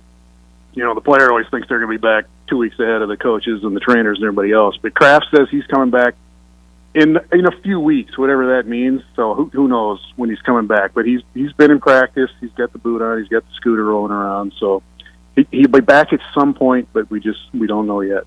Tom, you mentioned the Yankees. You already took away some of my thunder on the next question. I was going to ask just, some of those weapons out there. So I'll kind of switch things up and just ask you from this year, just into a few games so far, what are some areas that you need to see improvement with SDSU so far? I think the running game. They just Lamar Johnson is kind of the backup to Isaiah Davis right now, kind of a speed guy, and they haven't been able to get him going really. Haven't given him a whole lot of chance. But Mark Gronowski's been their leading rusher so far this season with Isaiah Davis relatively healthy. So I think they want to get Davis established a little more. I think that's going to be a big part of the plan this weekend against Western Illinois is to see if they can get him, 25 carries and 150 yards and really get the ground game going. They've kind of settled in on an offensive line. There was some injuries early on and some guys were starting that they didn't expect to, but they've kind of settled that back in now on the right side with a right guard that they expected to play who was back, and they moved a guy to right tackle that they thought was going to play right tackle. So they kind of got that offensive line settled back in, and I think that's going to be a big focus is to try and get the running game going. And Tom Nieman, Midco Sports, here with us on the Insiders. And how about overall in the Valley, Tom? You come into the year, you're thinking NDSU, SDSU, and Missouri State. Southern Illinois is not too far behind, though, and I thought UNI would have a really good year. All of a sudden, after a couple of weeks, you're like, whoa, what happened to Southern Illinois? UNI can't win a game. They're 0-3 before last week. What'd you make of especially Southern and Northern Iowa's start to the seasons, even though Southern's kind of rebounded now? Yeah, Northern Iowa, I think, was the biggest mystery because they lost those first three, and I don't know. They're always kind of that team that struggles early, it seems like, but then they're always in the playoffs at the end of the year, and you don't want to play them when it comes to the end of the season. So I think UNI will probably still be there, even though they got 3 losses already. And then Southern Illinois, yeah, what's up with them? They beat a Big Ten team, and then they come back. They pretty much handled North Dakota last week, so they're going to be dangerous. I don't know. You look down the rest of that line, though, North Dakota is always good, but maybe they're not quite where they're going to be a contender to win the Valley. Missouri State, 2-2 overall, but they're, 0-1 start in the conference, but I expect them to be back up there. South Dakota is another team that has the schedule that is so nasty early on, but if they can get through and maybe they'll be good later in the season. But, yeah, it's kind of been a mystery earlier on. But, yeah, Southern Illinois, North Dakota, Northern Iowa, and then, NDSU, SDSU, I think those 5 teams will probably be where they are right now, which is at the top of the standings. Just wanted to get your thoughts on the matchup with North Dakota State and Youngstown State this weekend. This Youngstown State team looks a little bit improved from last year. They're second in the conference against the rush. They do a great job allowing just under 70 yards. Now, granted, they haven't came up against NDSU this year, but I just wanted to hear your thoughts heading into this matchup for NDSU and Youngstown State. I think NDSU does exactly what you're saying. Even if they don't do it in the first half, they'll make adjustments like they did at South Dakota this past weekend. And the game, what was the game they played at Arizona, where they ran the ball all over Arizona, and then Arizona kind of figured it out. But there's no way to stop a running game that NDSU can throw at you. So I just think they're going to stick to their guns. I don't think Youngstown can handle that running game. I think even if it's not in the first half, it'll be later on in the game, and Bison are going to roll into that one, and it's going to set up a nice marker game coming up in a couple of weeks. Oh, absolutely. That game is always a fun one and going to be really good this year, too. Tom, your thoughts just on the Valley versus the Big Sky. That's always kind of a talking point for fans, especially of both of those conferences. You got the Bison and SDSU at the top. I think Missouri State took a little bit of a hit last week. Obviously, not just a loss, but the way they lost it, not really being much on offense. Southern Illinois is getting back right now, but they looked really bad early on, whereas the Big Sky's got 5 or 6 teams that they're kind of going deeper right now, it looks like, as a conference overall in the Big Sky than the Valley. Yeah, it's a toss-up. It really is. Montana's going to be great for the rest of the year. The Valley is kind of the same way, just 5 or 6 really, really good teams, and you get down to the bottom, and there's some beatable teams there. But the Big Sky is the same way, loaded at the top with 5 or 6 teams that can beat anybody in the Valley on any given day. So it's a fun debate. It just depends on your geography, I guess. And we think that the Valley is better. They think the Big Sky is better, and I honestly think it's a total toss-up when you start talking about those top teams. I think at the top, you can't really complain or argue much that the Valley is not better. I think, Montana's good, but we're trying to find that next top team. Montana State's really good, but we've seen that matchup with NDSU just last year in the championship game. But depth-wise, I think Weber's back this year a bit. Sac State's always a good regular season team, but we're looking for the playoff postseason success from Sac State. But overall, yeah, you're right. Pretty fun conversation there. Your thoughts as well on... It'd be so fun to see it. Wouldn't that be fun in those first 3 games of the year instead of going out and playing all these other teams? I would agree with you. Butler and somebody else to go just have a Big Sky Missouri Valley Challenge for 3 games before we get into conference play. Bison got Eastern Washington next year, U.S. Bank Stadium. Nice, yes. There we go. How about Delaware? Any thoughts on Delaware so far this year, being a team that can compete at the next level? Have not paid attention. I couldn't tell you anything about them. I'm so focused on the Valley every week, and I haven't even looked at Delaware. Are they? I don't know. Undefeated at this point. Have an FBS win. That's my honest answer, and I couldn't tell you anything about them. Just without JMU, we're looking for that next team out in the CAA, but wanted to throw that one at you at least. How about other games in the Valley this week? I talked about Southern Illinois, but I think Illinois State could upset them this week. And that's a team that has a quarterback now in Zach Annexstead at Illinois State. They seem to be moving in the right direction a little bit. And this seems like the game when we think Southern Illinois is back, and then they drop a game that you think they should win. Yeah, I think Southern goes there and wins anyway at Illinois State. Okay.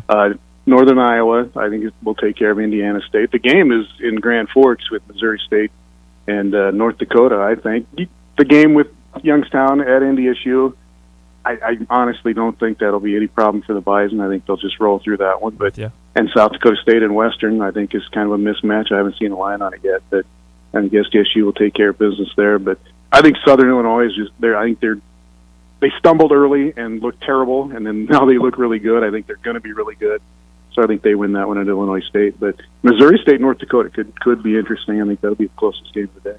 Hey, Tom, can I go back just a moment to SDSU? I got to see a lot of Isaiah Davis when I was calling for Sam Houston in that national championship game. And, he's a force. That was a kid that we were worried about. I mean, he took the lead, running one back on Sam Houston then, and how things eventually turned out. But just how has he continued to grow and progress with this program? I think he's one of these guys that's just continuing to develop and get better each game.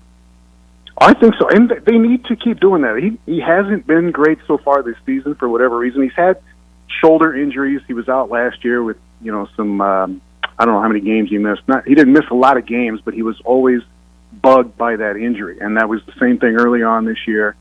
And I think he's kind of trying to overcome that a little bit and be a little more explosive, like we saw in that Sam Houston national championship game. But yeah, he's got that ability. That I think that's what they're going to try to do going forward now. Now that Gronowski's got his thing back, and now that they know they can throw the football around, I think they really want to concentrate on getting Davis going again. And he's averaging less than 80 yards a game right now through the first 4. So I think they really want to bust him loose, and hopefully that injury doesn't nag him the rest of the year. But that's slowed him down. It really has.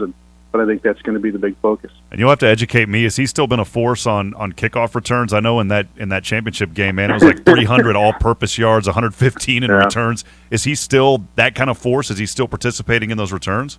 No, they've gotten away from that. I think they were so worried about guys getting hurt on the kick return game that they've kind of settled on some younger guys that they're trying out. But so they've taken him out of that role. I think he's caught 7 or 8 passes this year. They've thrown it to him a little bit. So kind of like Pierre Strong was last year. He was a good pass catcher as well as a fantastic runner. So I think they're trying to get that going a little bit with Davis again, get him out in space there, and let him run on the edge a little bit.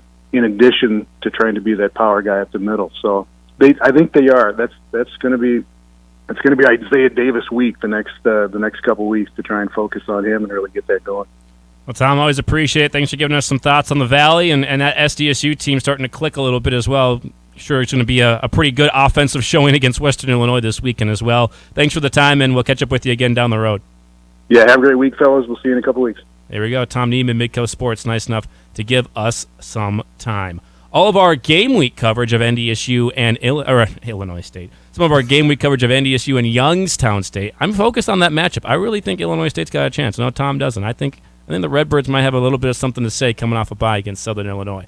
But our game week coverage of NDSU and Youngstown State is brought to you by Nodak Insurance Company. They are the agents with answers at Nodak Insurance Company. Whether your business is a one-person operation or larger, Nodak Insurance has the business insurance and coverage you need. Find an agent near you at nodakins.com. Nodak Insurance Company, the agents with answers, and you can save with their new Drive for Less program. You can save up to 30% on your premium right now. If you're a safe driver, download the Nodak Insurance app to learn more and start saving today. Again, Nodak Insurance, the agents with answers online at nodakins.com. We'll take a break. We'll come back, talk some more Valley football, everything else going around the world of college football, and Randy Hedberg, my conversation with the quarterback coach at 12:30 here on The Insiders. Always having a good time, but never letting it get out of hand. I approach you from the front and kind of like, wow, this dude's pretty serious. Then I walk away and you're like, he likes to party with 2 R's. You've got The Insiders on Bison 1660. Jeremy here at Horsch in Mapleton. Did you know that Horsch manufactures premier planting, seeding, and tillage solutions right here in the FM area? We are proud to be a family-owned business based out of Germany and would love for you to join our team right here in Mapleton. We offer competitive pay, full benefits, and paid family time from Christmas to New Year's. Please visit Horsch.com to view our current openings. Dakota Refrigeration has been helping the Bison succeed behind the scenes. From their training room to their dining room, from milk to medicine, from ice to ice cream, Dakota Refrigeration has been serving Minnesota, Montana, and the Dakotas for over 4 decades. Locally owned and operated since 1974, Dakota Refrigeration is a full-service source for your refrigeration, heating, ventilation, air conditioning, and electrical needs. Dakota Refrigeration, located in Fargo, Bismarck, and Minot. I'm Emily. I had my LASIK surgery here at Vance Thompson Vision. Being in the healthcare field, the highest technology is huge for patients. For me, that was the leading choice and why I chose to go with Vance Thompson Vision. Life without glasses in the operating room has been incredible for me. There's no more fogging. There's no more having issues with my glasses sliding down on my face. It's been great for me. Call 877-522-EYES to schedule a free consultation. Living at the Bridges has been a great experience for me, and I'm inviting you to come check it out too. Hey, it's Paige Vargas, pitcher for the Bison softball team. The Bridges has all-inclusive pricing. That means internet, cable, electric, water, everything is included in your 1 monthly payment. The units are fully furnished. It has a fitness center, outdoor courtyard with fireplaces and grills, an automated convenience store. And it's right across from the Shack, so I can walk there every day. Tour today to find out more. Online at bridgesnd.com.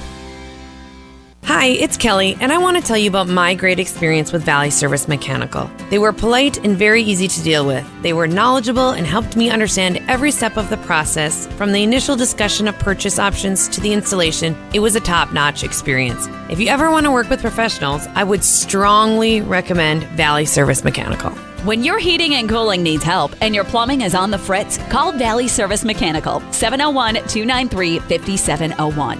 Online at valleyservice.net. Good news! Gateway Clearance Center's construction is all done.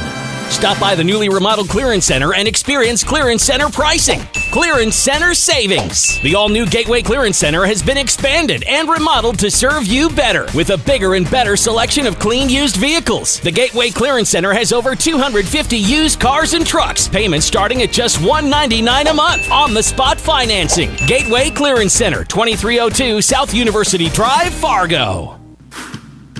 This is NDSU head men's basketball coach Dave Richmond, and you're listening to The Insiders on your home for NDSU athletics, Bison 1660. 12:23 the time here on The Insiders. Today's show brought to you in part by Valley Service Mechanical. Mechanical systems are the heartbeat of your home or business, whether it's the furnace, AC, or plumbing, commercial or residential. There's only one name to call, Valley Service Mechanical, 701-293-5701, or online at valleyservice.net. And our show today brought to you in part by Men's Hair Company. The only place to go for waxings, haircuts, shaves, beard care, and more is Men's Hair Company. They are your home team for haircuts this football season with 5 Fargo, Moorhead, West Fargo locations to choose from. And you can go online to schedule your appointment today at menshairco.com. One more reminder, 4 to 6 today, Bison Nation. We're at Frank's Lounge, 52nd Street South in Fargo for a remote. We're out there thanks to our good friends from Jim Beam, and out there to basically let you guys register. We'll have NDSU yard signs to give away, first come, first serve on those ones. We'll have some great T-shirts from Jim Beam and from CI Sports, some koozies, some mini footballs just to give away. Frank's Lounge South in Fargo, 52nd Street South in Fargo. And you can also register to win that Jim Beam insulated cooler. They're just to hang out with you guys, hang out with the good friends from Jim Beam and the good friends at Frank's Lounge today from 4 to 6. So get out there and register for that cooler.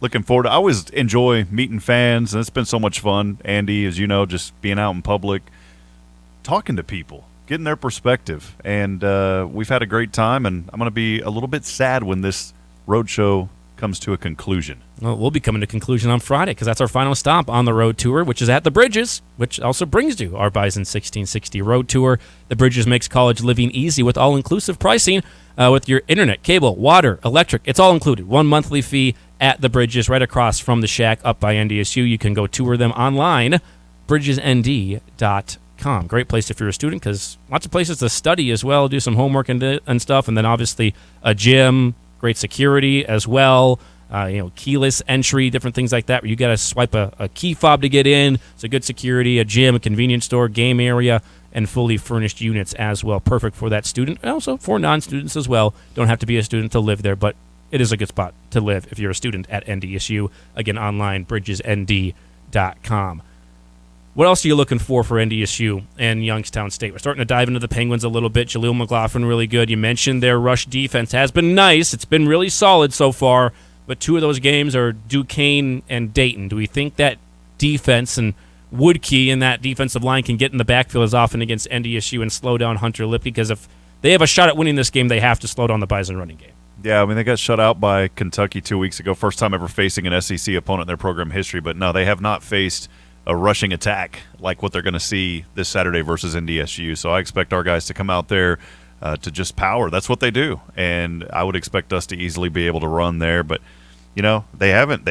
We go back. They have not faced good opponents. And that's what I keep circling back to. There's no other way to talk about it except you can't go up against our rush. It's too powerful. I mean, they faced Kentucky, which is a good team, but they haven't faced opponents where you can really get a good judge on them, I would say. They faced 2 teams that they should beat, but also in years past they haven't necessarily beat those teams, and they beat them fairly handedly this time. So that tells me that the program is going in the right direction, but Duquesne and Dayton aren't necessarily measuring sticks for how good you're going to be in the Valley. And then losing, 31-0 doesn't look good, but when it's to Kentucky, it doesn't really let me know, okay, well, can you beat UND? Can you beat Missouri State? Can you hang with that? That doesn't really compute to me. So it's a team you don't really know a ton about because they haven't necessarily faced competition that tells you what kind of team they're going to be at this FCS or Missouri Valley level. But I don't necessarily expect them to be able to slow down the Bison's running game either. Hunter Lipke's basically unstoppable, and he's actually better than some of the running backs in the SEC that they might have faced against Kentucky. You know, and talking about our offensive line, too, I know that the COVID year kind of skews things because you'll see players that are sophomores that have played an extended year, so that kind of throws things off. But we have a lot more experience on the offensive line as well, and that plays a big factor. One of the reasons that we are the top team in the nation. I was reading through some notes, 203 career games of experience among 5 starters. I mean, that's a lot of experience up front for the Bison, and that's something that's playing a big factor into the success that continues. Looks like 94%, by the way, in the poll, Micah. 94% say we're going to Sunday Night Football. People want to hang out with us. I get it. Apparently people want to hang out. When they heard that I wasn't going to be there, the number went up. It skyrocketed. That's what it's actually gone down from 80 to 74. So that should make you feel better. Yeah, thanks. 6% of the people are like, Rob's not going to be there. I'm not showing up. All right, cool. It's not worth it. Want to get a picture with the voice of the Bison, but apparently he doesn't want to go to the game. So. Yeah, I want to hear Rob call the Sunday Night Football game from the suite. We can do that. That way, we don't want to listen to Mike Tirico. Yeah, just jump in from Mike Tirico. And, Micah, you can be color analyst. You can be Chris Collinsworth. I'll give my hand at it. I'll do a slide in, too. Slide in. Chris Collinsworth, slide in. Classic. It would be cool. I enjoy sitting next to Phil. Obviously, great. I mean, one of the best, in my opinion, I've ever had the privilege to work with. But it would be cool, one game, not a Bison game, but a different game, to have Tony Romo as my analyst. That would be class. Because I've always, I've always been the biggest fan of You're going to fanboy over him instead of calling the game? Yeah, I couldn't even call the game. I would just be in awe. There'd be an incomplete pass. You'd be like, Tony, you could have made that throw. Or Tony would get done with his analysis, and the play will be happening. Rob would just be like, yeah, just sitting there. Oh, I forgot. Sorry. Play happening. There's a throw. Yeah. I would say, Tony, didn't you wish you had that defense because your hand looks pretty empty right now? And if you had a great defense, those fingers would be a little bit heavier. Am I right? Just a little bit. No, you're wrong. Cowboys never win another Super Bowl. No chance. Unlike the Vikings, who are going 16-1, just that one loss to the Eagles. Kirk Cousins MVP. Detroit almost scathed that, but that's okay. Yeah. The win is a win. See, I thought it was going to be the game against Detroit. That was the loss. I was just a week off. It was the Eagles game that was the loss. And then we're good against Detroit. KOC's got the Vikings on the right track. Absolutely. Speaking of the Vikings, it looks like Jameis Winston might not be playing. He did not practice today from at least the media availability side of things. They've already made the trip across to London, but he did not practice. Has a couple of, I think vertebrae in his back that are fractured or slightly cracked or something. And he's been playing through it, but didn't practice. They might be making a switch there at quarterback to give him some time to heal up. That could be obviously a big thing in the favor of the Vikes. It looks like Andy Dalton is their backup or something like that, maybe. Well, the Vikings don't have a good history of stopping backup quarterbacks, so I don't know if this works well for Minnesota. Well, we'll have to look at what the backup quarterback situation is there. Yeah, Andy Dalton, the backup. Would you care to make another bet, Andy, against this backup quarterback, possibly? A little bit of silence. You can think about it. He's thinking. Yeah. I don't know if I can bet all the hair again. Takes a little while to grow back. I can do something, though. Yeah, we can do something. If Jameis Winston isn't playing, the Vikings need to win that game. 100%. Are they going to win the game? Prediction board. I got to wait to see what happens with Jameis. But if Jameis doesn't play, yes, the Vikings are winning. If Andy Dalton plays, if Andy Dalton starts, not if he just plays, but if Andy Dalton starts, the Vikings will win the game. All right. Yep. All right. We'll put me on the prediction board, and I'll figure out what the bet is. You'll have to sacrifice. People send it in. Text in what the bet should be. Send me a text, 701-476-1660. What should I bet the Vikings win the game against the Saints if Jameis Winston doesn't play? Another intriguing storyline. Does this count as like a primetime game, even though it's not at night, but it's a game that's secluded? So maybe Kirk Cousins shouldn't play. I think less people will watch it. It's less prime time. Is this going to be like the furthest time away from prime time that Kirk is going to play out of his mind at 8 a.m.? Okay, we got to figure this out. Because what time is it in London that they're playing? That's what this should come down to. If it's at night in London, Kirk Cousins is bad. I think it's in the afternoon. If it's a noon London local time kickoff, then he's fine.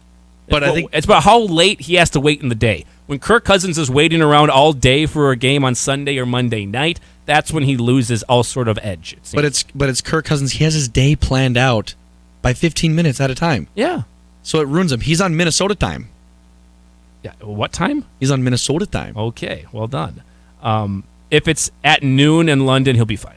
Yeah, 1:30 p.m. London 8:30 time. Our time. Okay, 1:30, he's fine. You're not worried? Not worried. Not worried about that. That's prime Kirk Cousins time, actually. That's peak Kirk Cousins, 1:30. Because they're even think about the noon games. At noon, last week against Detroit, what did it take? It took a couple of weeks. It took a couple of quarters. A couple of drives for them to really start actually figuring some things out. So you start that thing instead of noon, you started at 1 o'clock. You might be like prime Kirk Cousins right at 1. And then the game that was at 3 o'clock, week 1, he was phenomenal against the Packers. So 1 o'clock, where he's actually at 1 o'clock, that might be prime Kirk Cousins time. Hey, and your MVP candidate, Kirk Cousins, by the way, previous game, passing Steve Young, 39th all-time now in NFL passing yards. That's news that didn't matter. News that didn't matter from Rob Hipp. There you go. Episode number 2. I forgot what we titled That's news that didn't matter from Rob Hipp. There it is. I had to throw that in today. That's perfect. Let's jump on over. We got somebody calling in for the bet. Mark in America giving us a call on the Epic Companies hotline. Okay, Mark, what should I bet that the Vikings beat the Saints if Jameis Winston doesn't play? If Andy Dalton is a starting quarterback and beats the Vikings in London, then Andy Rickoff has to dye his hair to match Andy Dalton. Oh, to match Andy Dalton. Okay, I got you. I see. I don't really want to mess with the hair, especially dye, because dye takes a long. I'd rather just shave it again than we got to do dye something it. different. Yeah, I'm not going to dye my hair. Have some confidence. You said 16-1. Have some confidence. I'm not dyeing the hair. That's definitely not going to happen. I like the idea, especially the color of Andy Dalton's. That is clever. But I'm not going to dye the hair. I'm not going to put that on the line. I'll shave it though. We can't get Minherco involved in this. I mean, come on. They can do it. We need to get That's them not involved a problem in this. for them. Live from Minherco. I like this idea. Yeah, that's what we did last time. Where's the confidence? Confidence in the Vikes and Kirk Cousins. My confidence in the Vikes is that they lose games they should win, but they should absolutely win this one, and I'm willing to bet something on it, but I have a limit. There is a limit to what I will bet on the Vikings. I learned my lesson before. I'm not going to bet everything on them. I like the idea, though, Mark. We're heading in the right direction. That was good. I like that idea from Mark. So we got 2-2-1 vote right here in the Unfortunately, Thorlton Ethanol the studio. only person that it matters, because the only person that's putting anything on the line is me, so I'm the only vote that matters. Let's leave it to the fans. I can put another poll up. You can make another poll if you'd like, but again, at the end of the day, know where that's going. Would you like to leave my it to the vote's poll? the only one that matters on that poll, and mine would be the only one that's no, but it'd be the only one that matters. I see this is going nowhere. We're not going to get you to do that. I mean, one, what's Rob going to put on the line? I mean, they're facing the lowly Washington Commanders. His Cowboys are with an undefeated quarterback. Where's Rob's confidence in his team? I haven't heard anything from Rob. Yeah, well, that's because Just saying, at home against the Commanders. Yeah, well, that's just because we don't want to switch the topic here. We'll think about that tomorrow. So, Bison Nation and those send us listening, your ideas. Send us your ideas, I'll bet and I will something. go in. I will go in on some sort of a bet with the Cowboys and Commanders. I'll bet on something. I will go in. I'll do something. I'm staying away from the hair this time. That was unlucky. See, really, I'm just superstitious. Did a hair bet last time. It didn't work out, so I want to stay away from hair because it was unlucky for the Vikings. Do something other than hair. You're trying to spin that. So the superstition that it was because the Vikings knew that Yep. Your hair was on the line, so they're just like, we can get rid of that. That went all over social media. Kirk Cousins got too nervous. He's like, Andy's hair is on the line. Didn't play well. Well, I'm sure Bison Nation will come up with something really They good absolutely for you. will. I have no doubt about that one bit. So send us your thoughts. You can text them, 701-476-1660. Tweet them at us. I'm at Andy on the AM, at Bison1660. You guys know how to do it. I'm sure you will. I'm absolutely willing to do something, but I'll stay away from anything with shaving the hair or dyeing the hair different colors. Dave in Minot says, Andy, don't do it again. Wear a Andy Dalton uniform. I can definitely do that. Yeah, that's easy. We got to find one, though. I don't know if they're That's really not good readily enough. available. I like that idea, but maybe you have to look like Andy Dalton for a day. Like get like a red ginger wig, and then have your Andy Dalton jersey on one of the shows on the Monday show next Monday. Go out to the street corner for an hour and with a sign that says "Go like the Bears" or something. Like I don't know. We can come up with something like that. That's doable. I'm fine with that. We're clipping all of this and we're spreading. Yeah, that's fine. That's good. Send us your thoughts. Just go to Amazon. Again, if Jameis Winston plays, this is all null and void. If Jameis Winston starts, I don't care if he only plays a quarter or what. If he starts, this has to be Andy Dalton the whole game or worse quarterback. If Andy Dalton were to get hurt, Can we please just go to Amazon? Please get the ginger wig mullet and wear that. This is. I know our listeners can't see this, but if you're watching on the horse cam. There you go. If you're on the horse cam, you can see that. I will buy you this, Andy. Okay. As a gift for you to wear. This segment has really devolved into just what will Andy bet on the Vikings, and I'm willing to do something. If Jameis Winston doesn't play, they absolutely have to win that game, and I think they will win that game. It really didn't. At that point, just comes down to slowing down Alvin Kamara, who did have 6 rushing touchdowns against the Vikings last time they played the Saints. Take a break. We'll come back. I get to the quarterback coach. That's way more important than what's Andy going to bet on the Vikings. Randy Hedberg, my conversation with the Bison quarterback coach, and we come back next. You're home for the Thundering Herd. Hey, you got any left-handed football? Bison 1660. So most companies claim they have good people, good product, good customer service, but the question is how often. We go the extra mile to take care of our dealers and our growers, and more importantly, their families and their customers. Proceed tries to bring a family-like experience. Farmers, we want to understand what their challenges are. We also want to bring products to them that help them overcome those challenges so that they can be as successful as possible. Need seed, think Proceed. Proceed.net, great seed at a reasonable price. With over 900 vehicles in stock, Corwin Auto has you covered. Looking for better fuel economy? We have it with hybrids and electric vehicles. Need more room for that growing family? We have it. Upgrade to a van, SUV, or crossover. Need more horsepower to work and play harder? We have the biggest selection of new and used trucks in the area. Get exactly what you are looking for and don't settle when you can shop over 900 vehicles on the lot and ready for immediate delivery. Corwin Auto has you covered. Shop online, corwinauto.com. Bourbon lovers are a distinctive group, embracing the differences from other spirits, all while expecting the rich variation of a good whiskey. That's why the Fistful of Bourbon folks, who have over 100 years of whiskey blending experience, are born to serve to those lovers of good bourbon, creating the masterpiece of blending 5 distinct bourbon whiskeys, sweet, balanced, and floral, with notes of cinnamon and licorice and buttery toffee. Fistful of Bourbon delivers a smooth, rich, full-fisted flavor like all top-shelf bourbon whiskeys should. See it all at fistfulofbourbon.com. Please consume Fistful of Bourbon responsibly. Our Road to the Ring is brought to you by Schmidt's Gems and Fine Jewelry. North Dakota State rushed for 200 yards in the second half and scored 24 unanswered points last week to defeat South Dakota 34-17 in Vermillion to open Missouri Valley Football Conference play. Bison fullback Hunter Lipke rushed 20 times for 146 yards and 2 touchdowns. 118 of those yards were after halftime. The Bison rushed for a total of 356 yards on 61 carries. Linebacker Luke Wirtz made 7 tackles, 1 sack, and hauled in his first career interception. Safety Dawson Weber forced 2 fumbles for Code Green. North Dakota State linebacker Logan Kopp also celebrated his first career interception. The Road to the Ring is brought to you by Schmidt's Gems and Fine Jewelry. They have a long history and reputation for quality workmanship and rock-solid pricing. Whether diamond engagement rings, custom jewelry, or repairs, let Brenda and the team at Schmidt's Gems and Fine Jewelry create a legacy for you and your family. Next up for the Bison, they are back at home to host the Youngstown State Penguins on Saturday.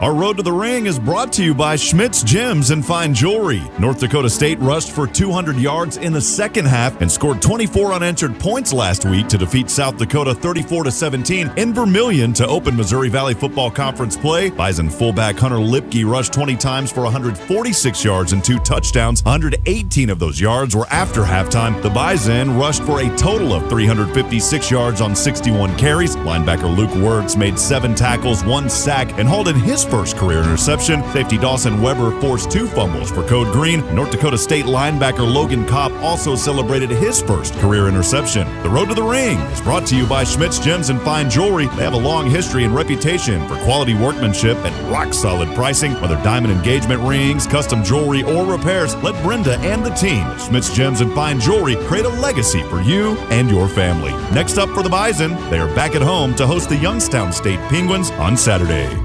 No one wants to think about it, but the cooler weather and cold morning starts are right around the corner. Get your vehicle ready at one of the 3 locally owned Jiffy Lubes of Fargo. Oil changes are the #1 maintenance item that's neglected. At Jiffy Lube of Fargo, it's easy. No appointment needed. Just drive up and drive in for your signature service oil change and a free charging system check to ensure your vehicle will be ready when you are. Jiffy Lube of Fargo, proudly serving the metro area for over 40 years, where you can do more in a jiffy. Make the most out of this sugar beet season with a new bed liner from Horn Plastics. Don't let your profit get stuck in your truck. Horn Plastics has industry-leading bed liners that will guarantee you get every dime out of your load. With a Super Slide bed liner, you'll not only prolong the life of your equipment, you'll increase the amount of material in each load, increase the number of loads per day, which in return makes you more money. Call today for a free estimate or to get your install scheduled. Online at hornplastics.com.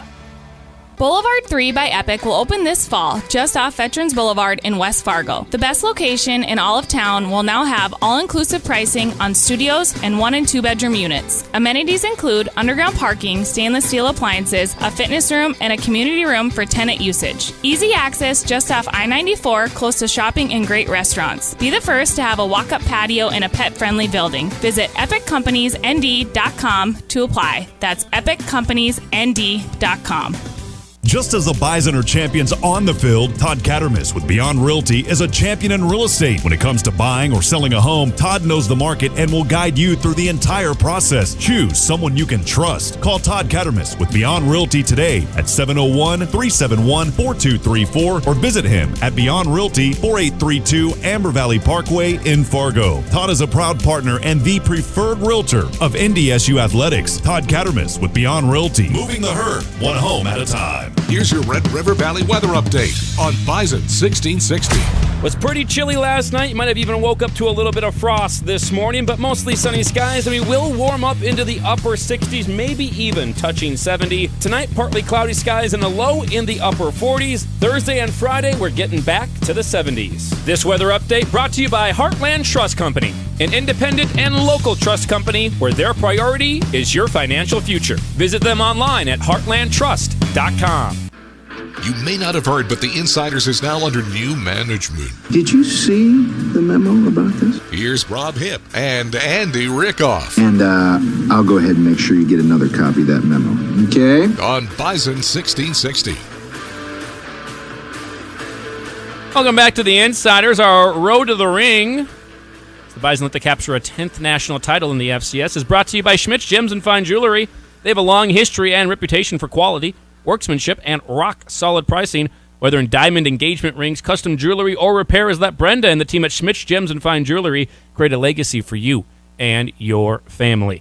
While we continue to try and find out a possible bet for me to have if the Vikings play the Saints out in London this week, before we get into some of the emails and the things people have sent us on that one, let's have my conversation with the quarterbacks coach and passing game coordinator for NDSU football. Randy Hedberg caught up with him yesterday down inside the facility at the Fargo Dome. And first off, I wanted to ask the coach, how do you grade the passing game so far in this offense getting the ball through the air through now 4 games? Well, we're every game is a kind of a work in progress. We're trying to get better each week. We're ever since I've been here at NDSU, and I think through the years prior to me being here, we're a run-oriented team. So we're going to run the ball first, and, if we get some play-action passing, a lot of our passing game is due to action throws of some sort off a run scheme that we do. And I think we're executing very well with those phases. We haven't had a lot of third and longs and third and extra longs to this point to get into our drop-back game that much. That'll be something we're going to have to get better at as we progress through. Our third down conversion rate's above 50% right now for the first 4 games, which I think is pretty good. But we've had a lot of third mediums, third and shorts, which is a credit to our run game. So from a passing game standpoint, we have to get better at the drop-back game. Our quick game's been pretty decent, but, our drop-back game, we haven't done a lot of it to this point, so we're going to get better at it. And still early on in the season, I think even before your time, you can go back to the 50s, it was a run-oriented offense for NDSU. It always has been and probably always will be. On that passing game, now you're without a couple of guys, or at least you were in that last game, and Noah Gendorf and Phoenix Sproles. When you're losing 2 players like that have the amount of experience they have, how does that change how you guys try to attack in the air?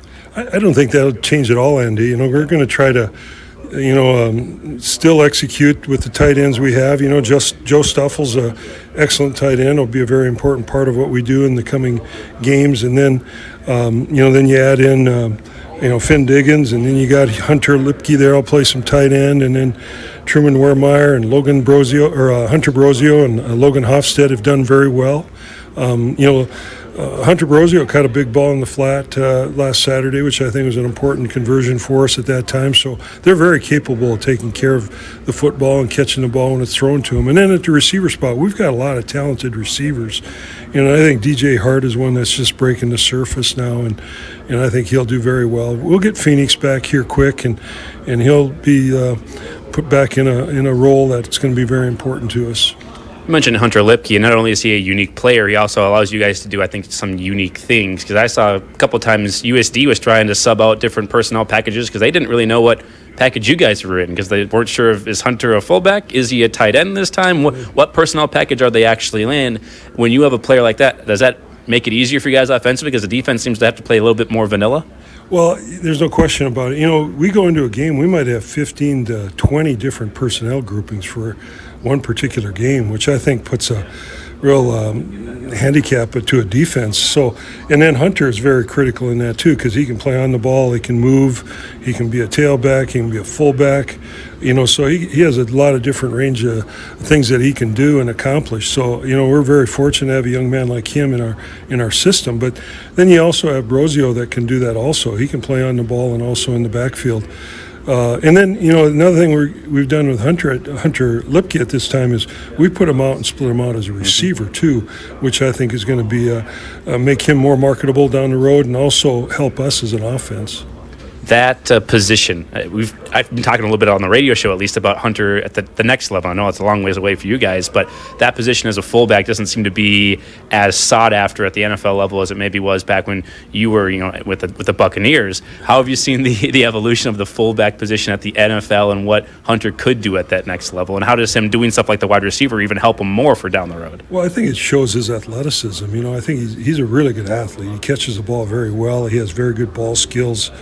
I think he can play a variety of positions. And for us, we're not trying to showcase him for anybody other than we're trying to win football games. So we're trying to put him in positions which helps our offense. And so that's what we're trying to do, where we can move the football and get the ball in space and make people miss. That's all we're trying to do with it. So it's important for us to move him around, but also give a different look to the defense. Again, here with Randy Hedberg, passing game coordinator for NDSU. And let's talk about your quarterback for a little bit. Cam Miller, so far through 4 games, he's been the starter all year long, and we knew that coming into the year, which is a good thing for Cam. However, you thought he's handled that role as QB1? He's done a nice job with things. We're trying to get him to, lead our offense, which he's done a good job with so far, and that's been critical. The other 10 guys in the huddle with him, they look to him for leadership and look for him for confidence, to bring confidence and body language and all that stuff. It's got to be very positive because that's what they're looking for. And I thought in the second half of last week's game against South Dakota, he brought that, and that really helped us down the stretch. He threw the ball with some confidence and completed some big balls down the stretch for us, which I think was critical to us, putting together 24 straight points. And, we had 40 minutes of possession time in that game, which a big a big compliment for him, but also for our offense. What have you seen from footwork and mechanics for Cam? I know that was something you were working on last year a little bit, continuing to work on that every single day, I'm sure, with any quarterback. But some of those throws from Cam, what have you seen from the mechanics coming out of his hand? Well, I think there's always room for improvement that way. There's sometimes, we get a little pressure. There was some pressure situations where he was throwing one down the field and he got hit off the backside. And so, that was a tough one to handle for there. He couldn't make a good throw there because he was in the grasp with the defensive lineman. But, we have to work on that every day when we do, just trying to get a good base, throwing from a good base, and always have his feet in a good position and not get too long in his stride throwing the ball, because then it becomes an all-arm throw, and we're trying to eliminate with him, and that's one big thing we've tried to work with Cam during his time with us. But he's really done a good job with his fundamentals and getting better with it. How important are some of those deep shots? Because obviously, like you said, NDSU wants to run the ball. Hunter Lipke's been phenomenal out of the backfield, and same with Kobe Johnson and a whole bunch of other running backs. But teams are stacking that box, and we've seen that obviously year in and year out. How important is it to get some of those deep shots here that we haven't seen a ton of yet, just to free up the box a little bit? Well, we're going to have to hit some because those safeties are playing really low on us, to help out in the run game. So that one particular one I'm talking about was one where we had Braylon open and then we had DJ open on another one that he got hit on. But those are shots we need to take during the course of the game. They're based off action throws, tied into what we do in the run game. And I think it was critical. But our guys can get open. We just have to get the ball to them. And those two instances, we'll hit them. We'll hit them. And it's those are the toughest ones to complete at times, is the deep ball. And we have to make progress with that in the next few weeks. Randy Hedberg, quarterback's coach, passing game coordinator, with us. I also want to make sure we mention Cole Payton and what you've seen from him. We've clearly seen him on the field quite a bit, mostly in the running game, basically, quarterback +1 run game there. Do you see a role where he can start to throw it a little bit? What have you seen from him in practice and his development? Yeah, Cole's coming along. He's still a young player in the system. He's in his second year with us, and he's getting better, a lot better actually than he was, even last year. And so I think as we progress through in these next 7 regular season games, I think you'll see him play a bigger role in not only a quarterback run game, but also with him in the game along with Cam throwing the ball down the field. I think people forget, too, Trey Lance obviously leaves after just one full season of starting, and you have that COVID year as well. And you brought in Cole Payton, and then the natural progression is, you got a couple more years of Trey, and then Cole's going to be a sophomore or something. So we're assuming Cole can play right now, but also still really young. Is there like a certain age or a certain year of being in the system you feel more confident with a young quarterback or trying to lead him along there? Well, I don't think there's any timeline. You don't necessarily set the timeline for a young player. They just, how they project through and how they handle the offense is something that, and the speed of the game, and if they can catch up to the speed of the game. And for instance, a quarterback getting the ball out of your hand, once you get a gun snap or whatever, how fast you can get the ball off and all is very critical. And those are things that we're trying to get all of our quarterbacks. When we practice, we want to practice in game speed if we can. Now that doesn't happen all the time, but we're trying to get game speed and simulate as much game speed as we can in practice, and that's what we're trying to do with a young player like Cole. Coach, always appreciate the time. Thanks for the insight into the game, and looking forward to seeing this passing game continue to take off. Good. Thanks for having me. Always appreciate my conversations with Randy Hedberg, and that was a good one right there. Getting confident, more and more confident in Cole Payton and obviously Cam Miller. And got to take some deep shots. Trying to connect on those ones, trying to connect on the ones down the field to kind of free up the box a little bit more, free up the ability to run and get some of that quick passing game in, because safeties are starting to cheat down on NDSU. They do basically every single year as well, but that's something they'll be working on, trying to find those deep plays down the field. Almost had Braylon Henderson on one. Try to maybe connect on a couple of those here against the Penguins this week. We're here with you inside our Theraldson Ethanol Broadcast Center. Theraldson Ethanol is a proud partner with Summit Carbon Solutions, helping reduce the carbon footprint by capturing, transporting, and permanently storing CO2 emissions, cutting carbon intensely in half. Theraldson Ethanol and Summit Carbon Solutions have partnered to make a positive environmental impact by cutting the carbon footprint in half. Online, theraldsonethanol.com. We'll take our final break, come back, wrap up the show for you next. The most complete Bison coverage in the region. Your Bison Nation station. You are deep in thought, which is always dangerous. Bison 1660. Some things things in life don't allow for a do-over. Your engagement ring is one of them. Stop in to Schmidt's Gems and Fine Jewelry to design the perfect ring. Our team of diamond experts will give you the personalized service you deserve, hand-selecting the center diamond to crafting the ring of her dreams. Your once-in-a-lifetime engagement ring experience starts with Schmidt's Gems and Fine Jewelry, 3241 42nd Street South, Fargo. Online at schmidtsjewelry.com. Living at the Bridges has been a great experience for me, and I'm inviting you to come check it out too. Hey, it's Phoenix Rolls. The Bridges has all-inclusive pricing. That means internet, cable, electric, water, everything is included in your 1 monthly payment. And it's right across from NDSU, so I can walk to practice and workouts. The amenities are insane. A fitness center, outdoor courtyard with fireplaces and grills, cyber cafe, and an automated convenience store. Tour today to find out more or go online at bridgesnd.com.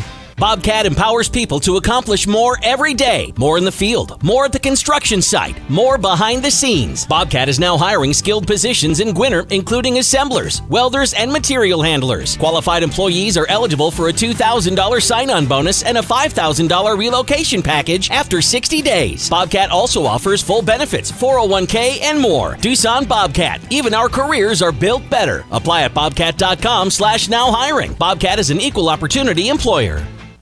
Hey folks, don't let bad credit hold you back from buying a car. Corwin Public Wholesale can help you get financed today. Visit corwinwholesale.com or stop by their location on 38th Street South in Fargo. Corwin Public Wholesale has helped thousands of people who have bad credit, no credit, bankruptcy, repo, divorce, or late payments. And with their financing power, Corwin Public Wholesale can get you into any vehicle today. They accept all credit applications. Apply today, drive today at Corwin Public Wholesale.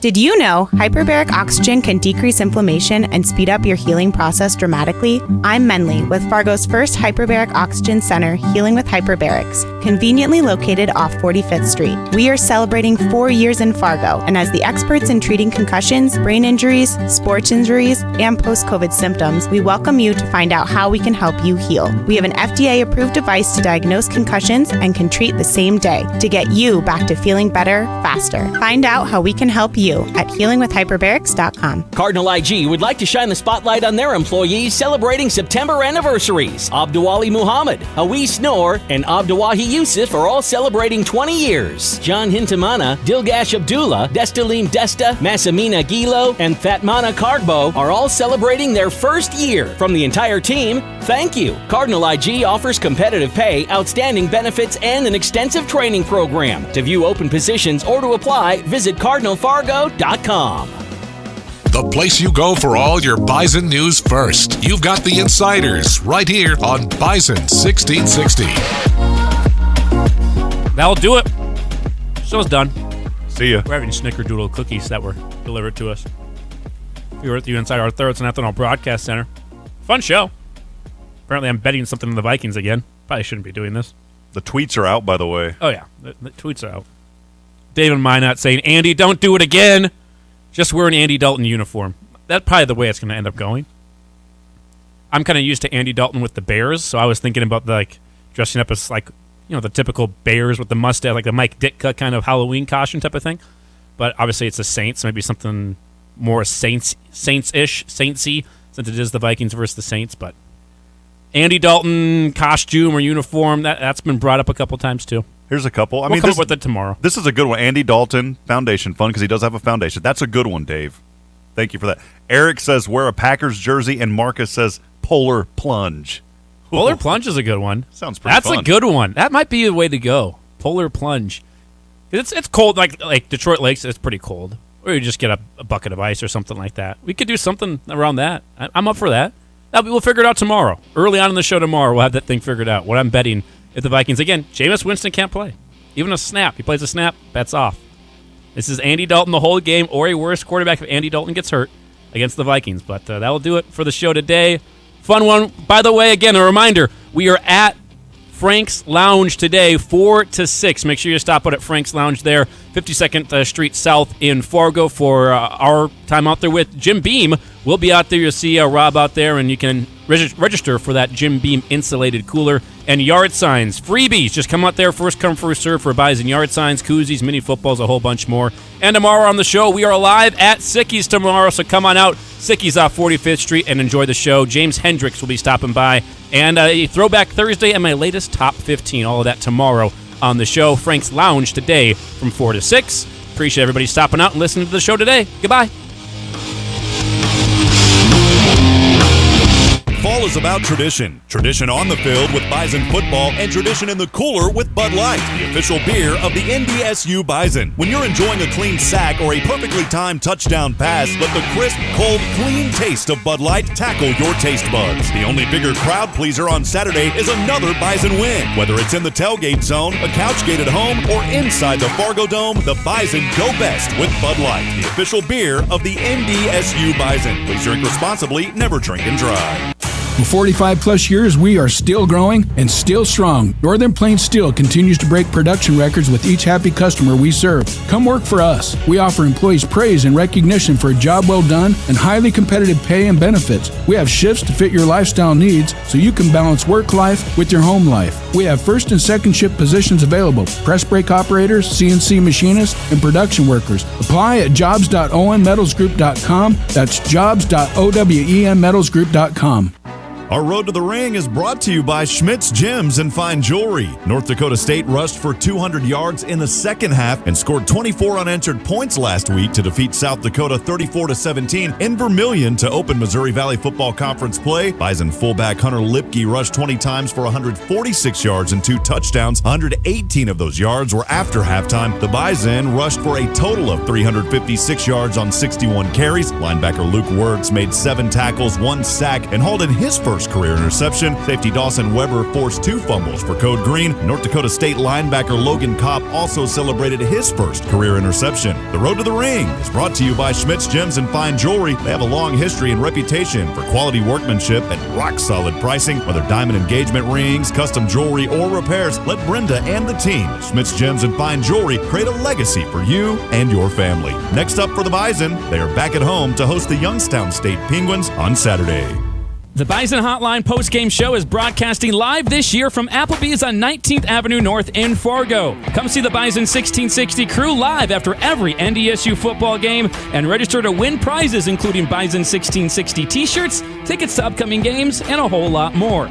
Plus, take advantage of the great food and drink specials at Applebee's. Bison Hotline broadcasting live after every NDSU football game from Applebee's on 19th Avenue North in Fargo, right across from the Fargo Dome. Horns up. Good news! Gateway Clearance Center's construction is all done. Stop by the newly remodeled Clearance Center and experience Clearance Center pricing.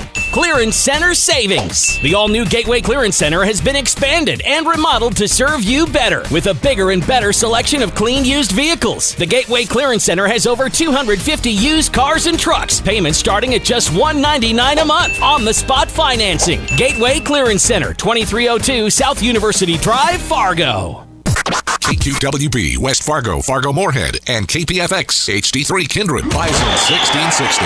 Powered by Gateway Chevrolet, Cadillac, Nissan, and Hyundai in Fargo.